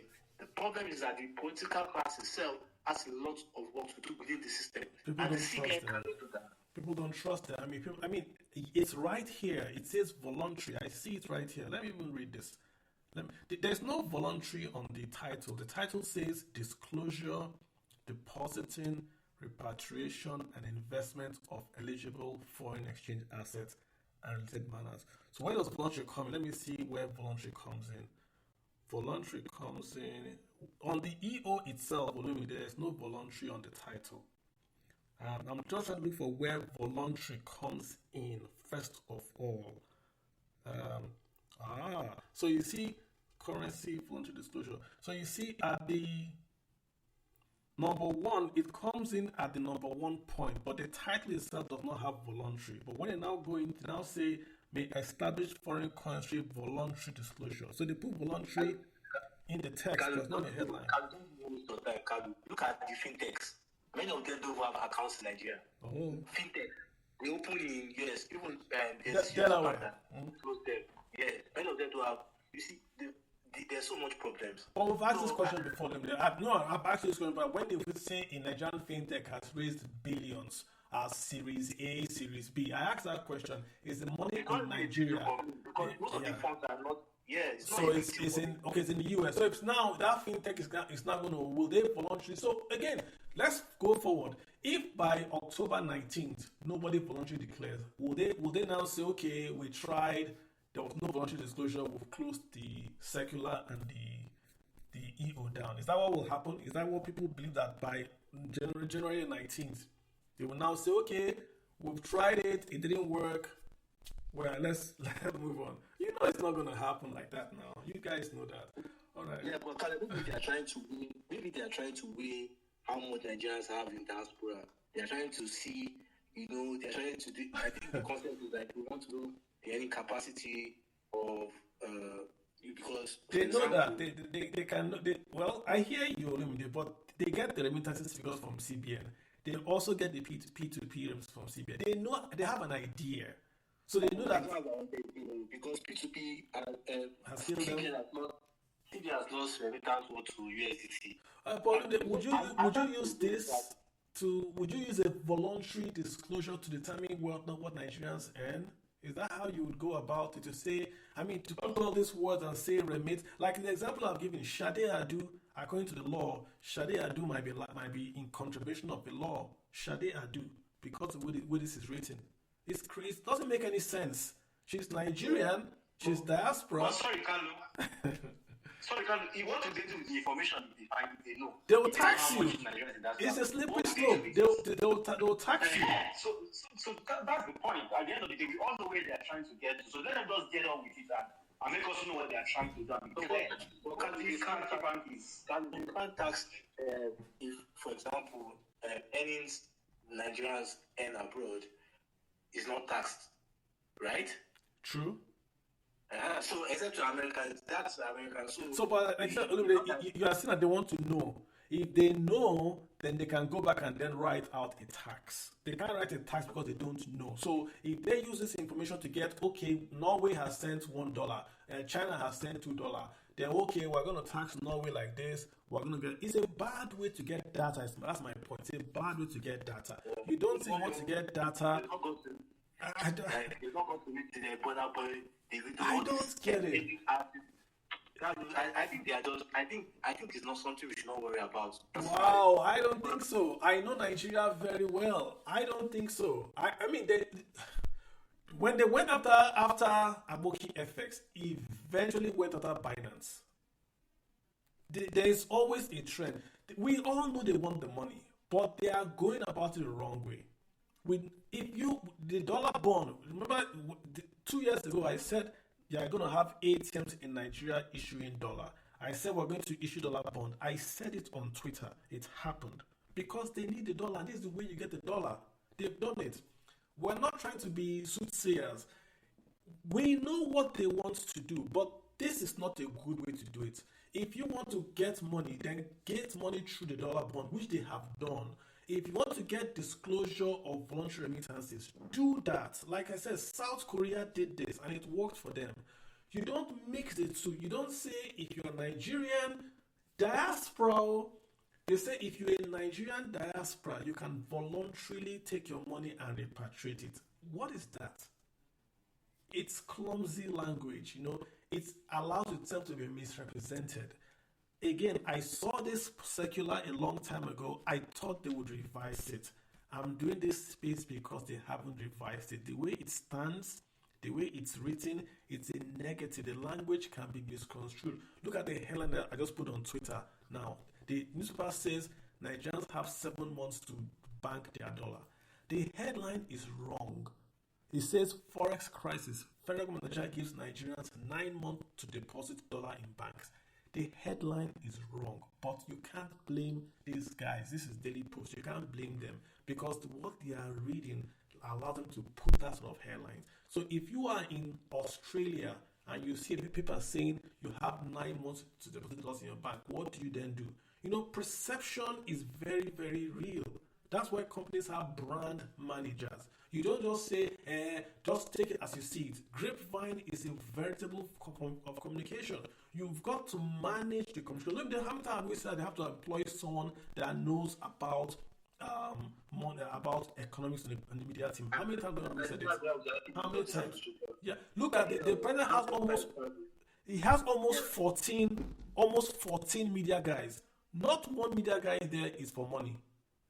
Not one media guy. There are almost 14. Are you aware of that? There's one on policy. There's let me give you there's one on public communication, one on information, one on public orientation, one on media, one on print media, one on digital new media, one on public affairs, one on social media. There's visual comms. There's national values, there's public engagement, there's strategic comms, there's none on economy.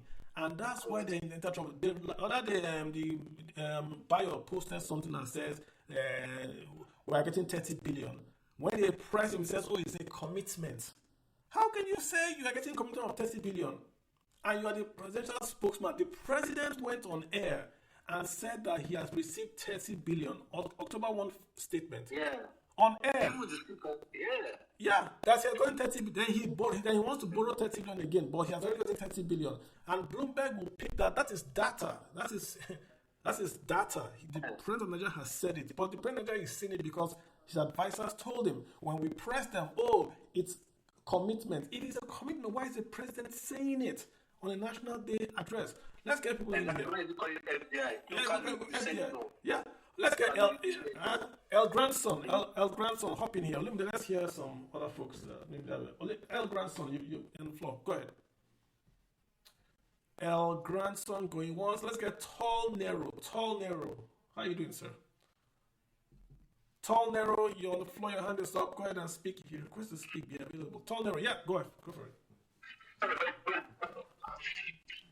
Tall Nero, I can't hear you. I can hear the voice, but I really can't hear you. No, fix your audio, Tall Nero, please. I do have fix the audio. It's bad. Can you hear me? Yes, I can. Go ahead. Okay. So actually, I want to ask for clarification on this thing because I don't know what's posted and it just sounded like lots of English I can't understand. But from what you are saying so far, I'm picking the thing up bit by bit. And I just want to understand if this thing means that Nigerians, wherever you are, you have to, like, say you're in Nigeria living abroad, you don't live in Nigeria, you earn money in foreign currency, you have to put that money in a Nigerian bank account while still staying abroad, or until you come to Nigeria, that's where you have to transfer your money, declare and transfer it to a Nigerian bank account. Is that what it means? Let me answer it in two ways. It is saying that once you are Nigerian, in Nigeria or the diaspora, you should disclose and transfer your money to a Nigerian bank. But they are saying it's voluntary. It's in the text. The title doesn't say voluntary, but in the text, they are saying it's voluntary. So that means if you live in Togo and you earn CFA, they are saying you should transfer that CFA to a Nigerian bank. That's what's in the text, but it's voluntary. So have I answered you correctly? Yeah. Voluntary or not, it doesn't really make sense because you're not spending. Well, that's what's there. Let me read again, word for word. Word for word.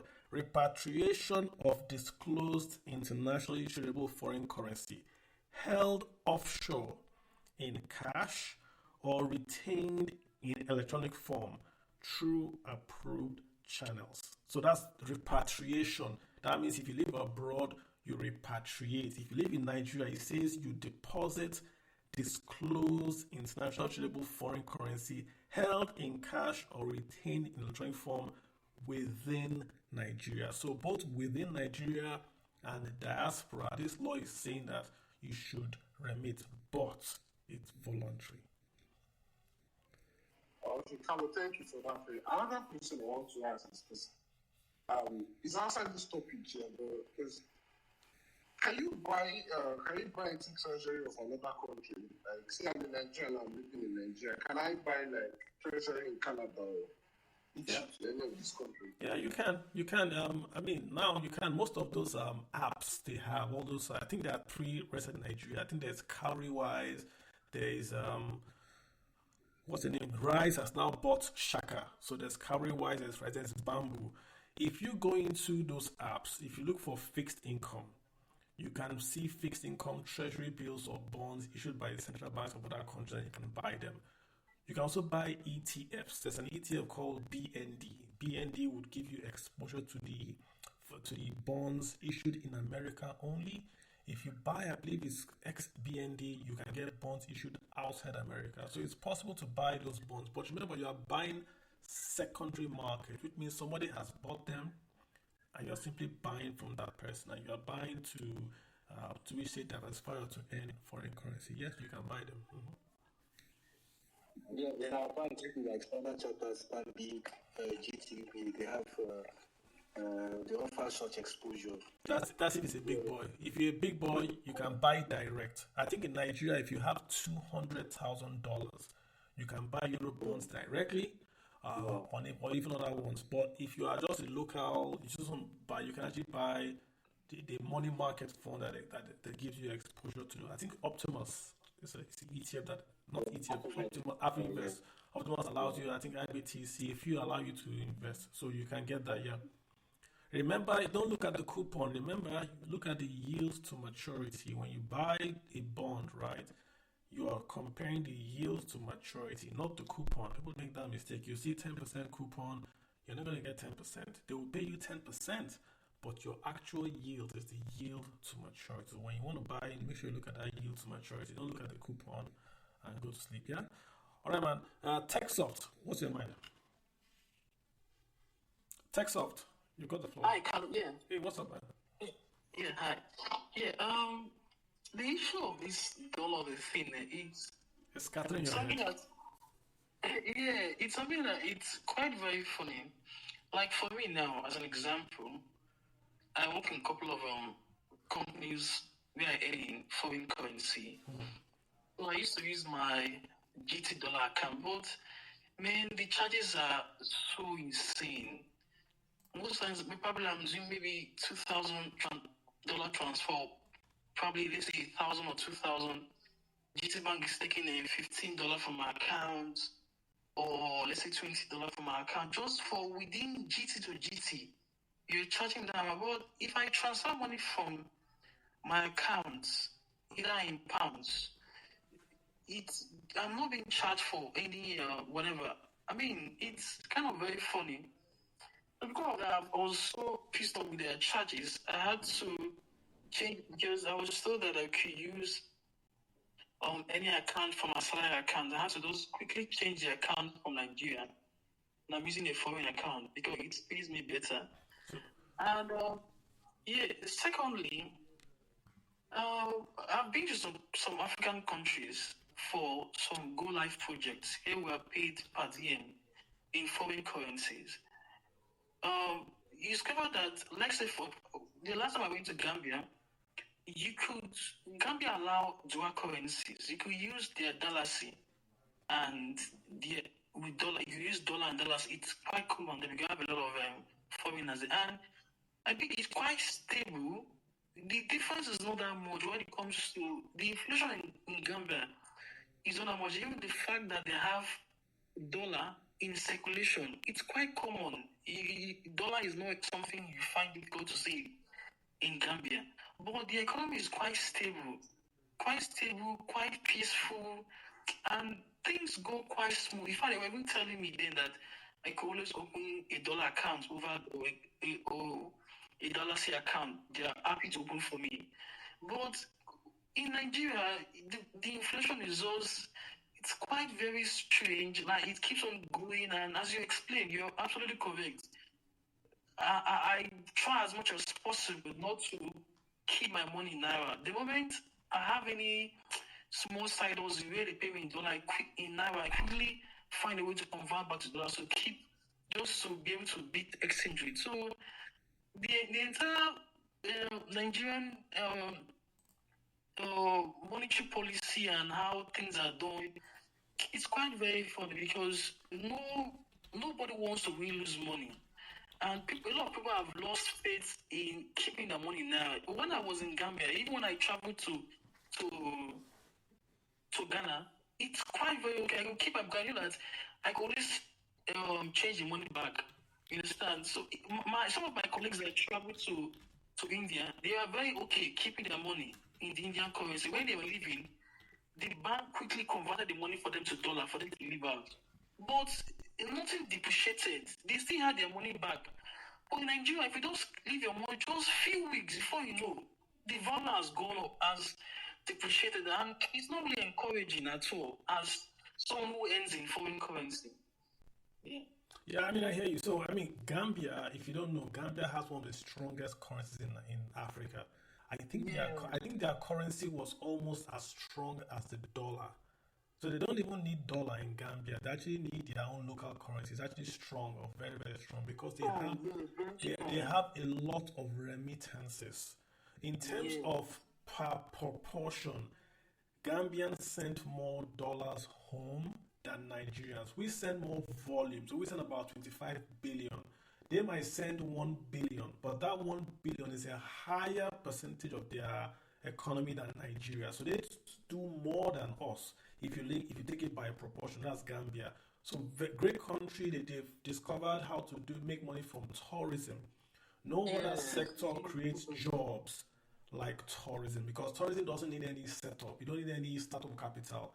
So they've created a huge tourist economy. They have constant flights every 2 weeks, constant daily flight from the UK to Gambia, UK to the Gambia. Just go to the beach, Stay 1 week, go back. Yeah. So All dollars the are hotels are. all the dollars are flowing in. They don't need dollars. There's actually their own currency that is hard to get. So that's one. On your issue with your working abroad and doing transfers, lots of people have that issue. Let me give you an idea you can try. Let me plug these guys in. Do you know TransferGo? TransferGo, they do remittances. They are doing remittances to Nigeria for free.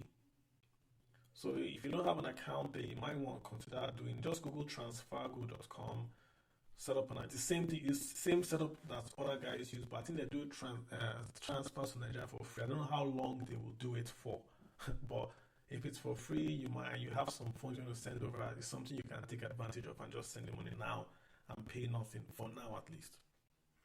So check them out, yeah. Yeah.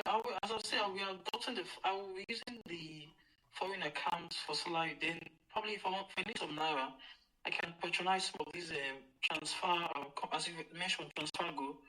Initially, I was using my domiciliary account, but they charge me dollar itself for transactions. Yeah. Yeah, this guy, I'm gonna try. I'm not sure how long. Like I said, if I want to do any transfers now for Christmas, I'll hop in here, do it. I'm pretty sure this is like a marketing for them. Don't do marketing to get Nigerians to know them. So take advantage, TransferGo, hop in, do it. If you don't use them after, that's your call. They look okay. It's free transfer for now, so I would take advantage. Yeah. Yeah, thank you. Good job. Thanks for what you guys are. You guys are the ones bringing the remittance to Nigeria. So good job. Well done. Yeah, thanks. All right, let's get El Grandson. El Grand, you still there? Okay, Grand. All right. Olumide, quick one for you. Someone is asking me to ask Olumide. Olumide, someone is asking, what's your take? Donald Trump is going to, or he's for cryptocurrency. Will that have a positive impact? Okay, El Grand, real quick. Yeah, go ahead. El Grand. Okay, you dropped off. El Grand, are you speaking or let you go? El Grand. Olumide, someone is asking what the Trump crypto acceptance will mean for the crypto in Nigeria. He's saying, do you think Nigerian banks or the CBN will change their stance and allow Nigerian banks to use crypto since the US is going to make crypto a legal investment option? He's asking for your opinion. Yeah, good question. So if you look at Trump effect already, we've seen Bitcoin almost hitting $100,000. And the effect is that money is already going into the market, and we see the Robinhood releasing coins that we thought would never exist. So that is great possibility. But the reality is that I don't see Donald Trump doing so much globally, and this is my reason. So we have MiCA rules in Europe.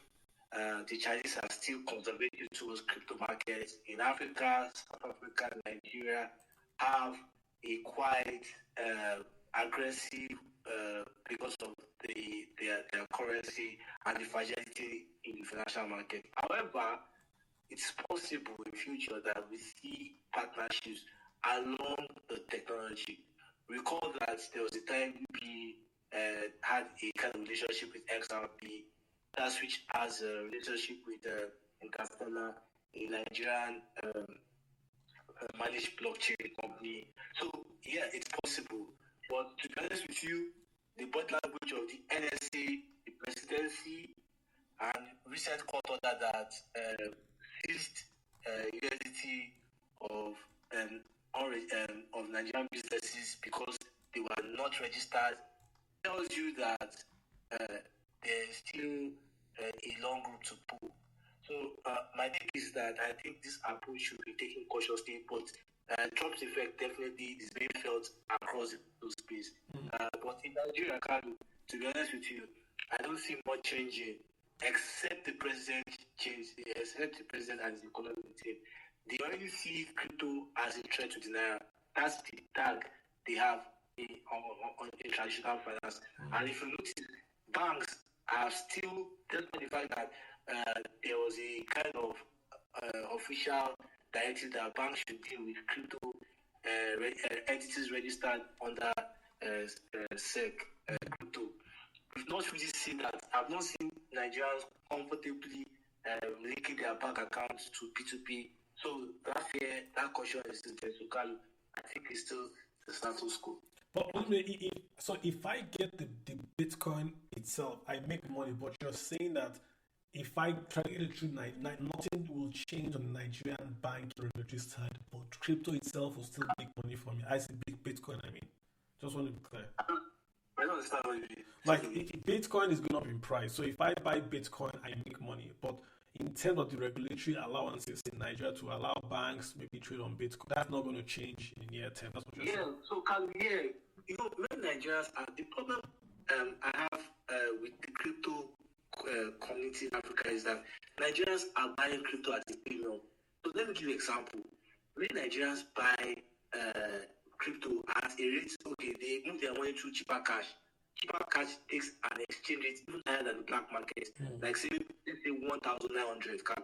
So they are already minus 15% from the black market rate already. So look at Bitcoin has done. Okay, you can say Bitcoin has almost has doubled in value this year. But many Nigerians are short term, come in, come out, come in, come out. So the issue is that Nigerians are just paying the price of the government inefficiency in regulation in space. Nigerians like crypto. Forget the fact that they are trying to hedge, they're trying to speculate, they're trying to. Nigerians like digital assets, you know. So I think what the government should have done, apart from regularizing crypto companies like Quidax, Bitmama, I think what they should have done is that they needed to really regulate the big players like Binance, have a relationship. Since okay, the tech executive has been released, have a relationship with the major players. Binance has 240 million users, more than the population of Nigeria. So how many Nigerians use local companies with the advent of Patricia and many crypto companies that a lot of Nigerians have lost their funds? So the trust is not there for local companies. Okay. So I think the federal government really needs to be aggressive on building that trust. Onto that, and that would be an easy way for the government to win young Nigerians, because some Nigerians will not forgive you or the government because of their anti-crypto stance. Despite the fact that it has some merit, I think the government was very amateurish in making those things. Because if you look at Europe, for example, Europeans do like crypto too. The UK government don't really like, but what they did is that they made certain rules. So if you can make those rules, people crypto thrive. Yeah. Like HSBC, there was a time I tried to take crypto payments from HS, and they want that if you try this again, we'll close your account. So there are ways you can do this thing rather than this outright ban and aggressive. But that's how Nigeria usually take their stance. So I don't see much. I just tell people very careful, and the market is a very volatile market. All right, well said. Let's get Ola's Belly.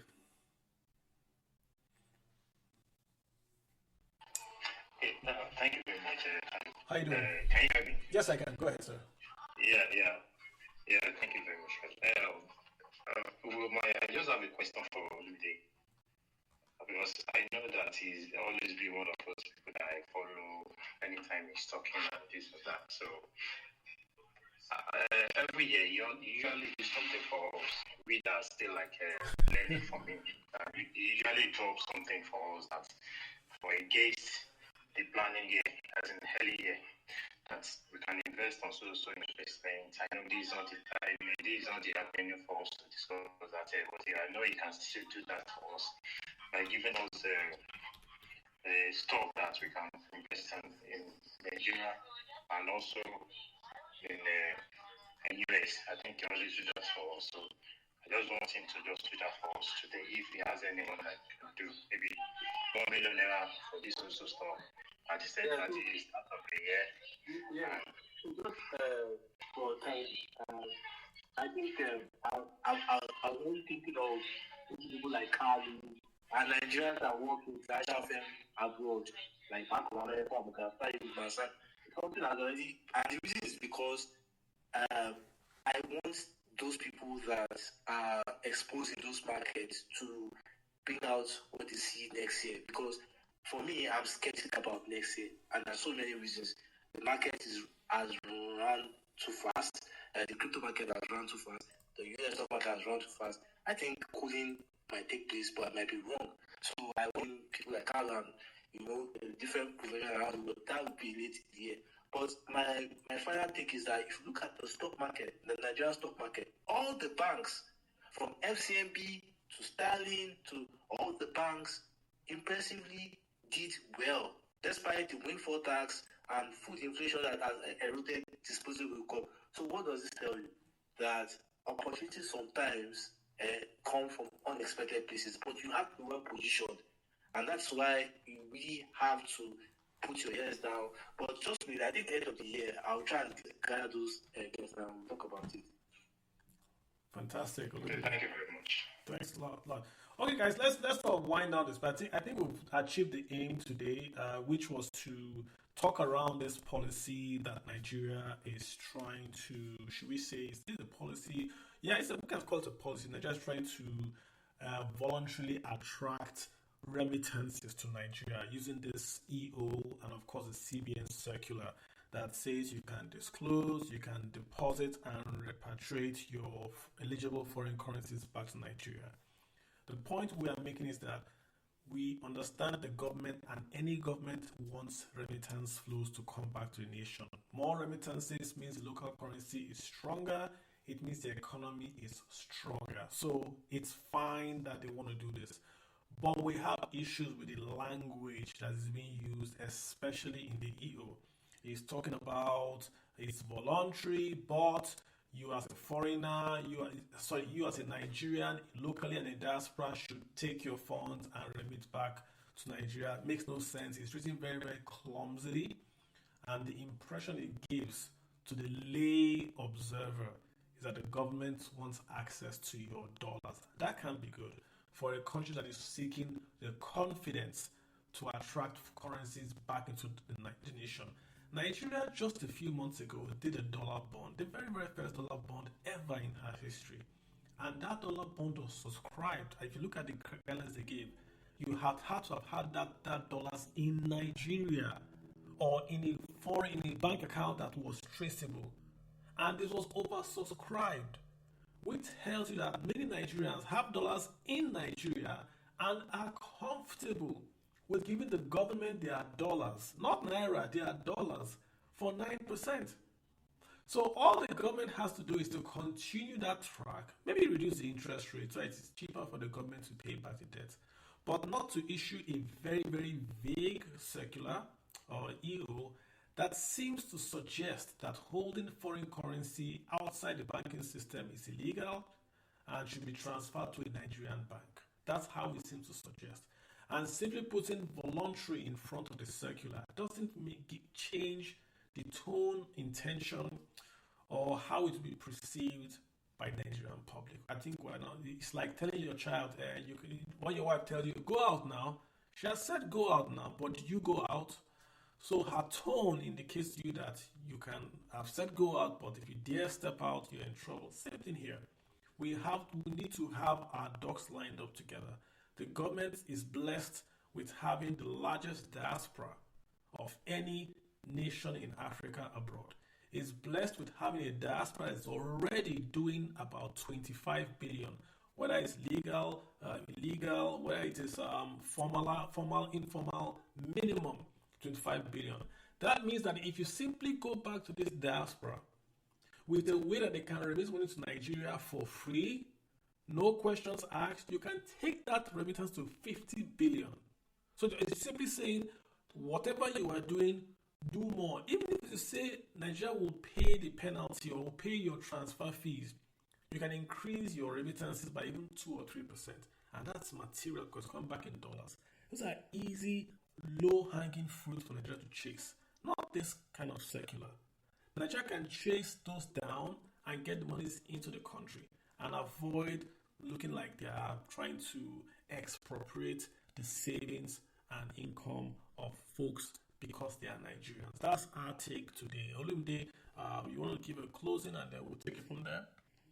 Yeah, I just wanted to add some points. So if you look at that domestic dollar bond issued by the federal government, investment bankers tell that most of the subscribers were banks, institutional investors. So that's maybe probably why they are looking at how they can grab retail investors and Nigerians that didn't take part in that measure.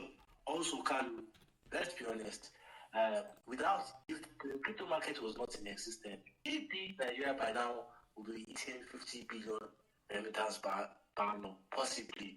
But the truth of the matter is that the crypto market is bad market for Africa, and we just have to adapt and face the reality. Because when you say for Africa, you mean for the central bank in Africa, right? Not the because what I said in Africa is because our financial system is not deep, not as integrated as what we see in Europe.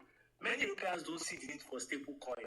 So, for example, if you do the survey for the average European, he doesn't know what is called USDT or it doesn't really, because he has so many options. The government pays welfare to the account, they get paid, the banking system there is well integrated, to social benefit and so many things. And even in many European countries, USDT is illegal.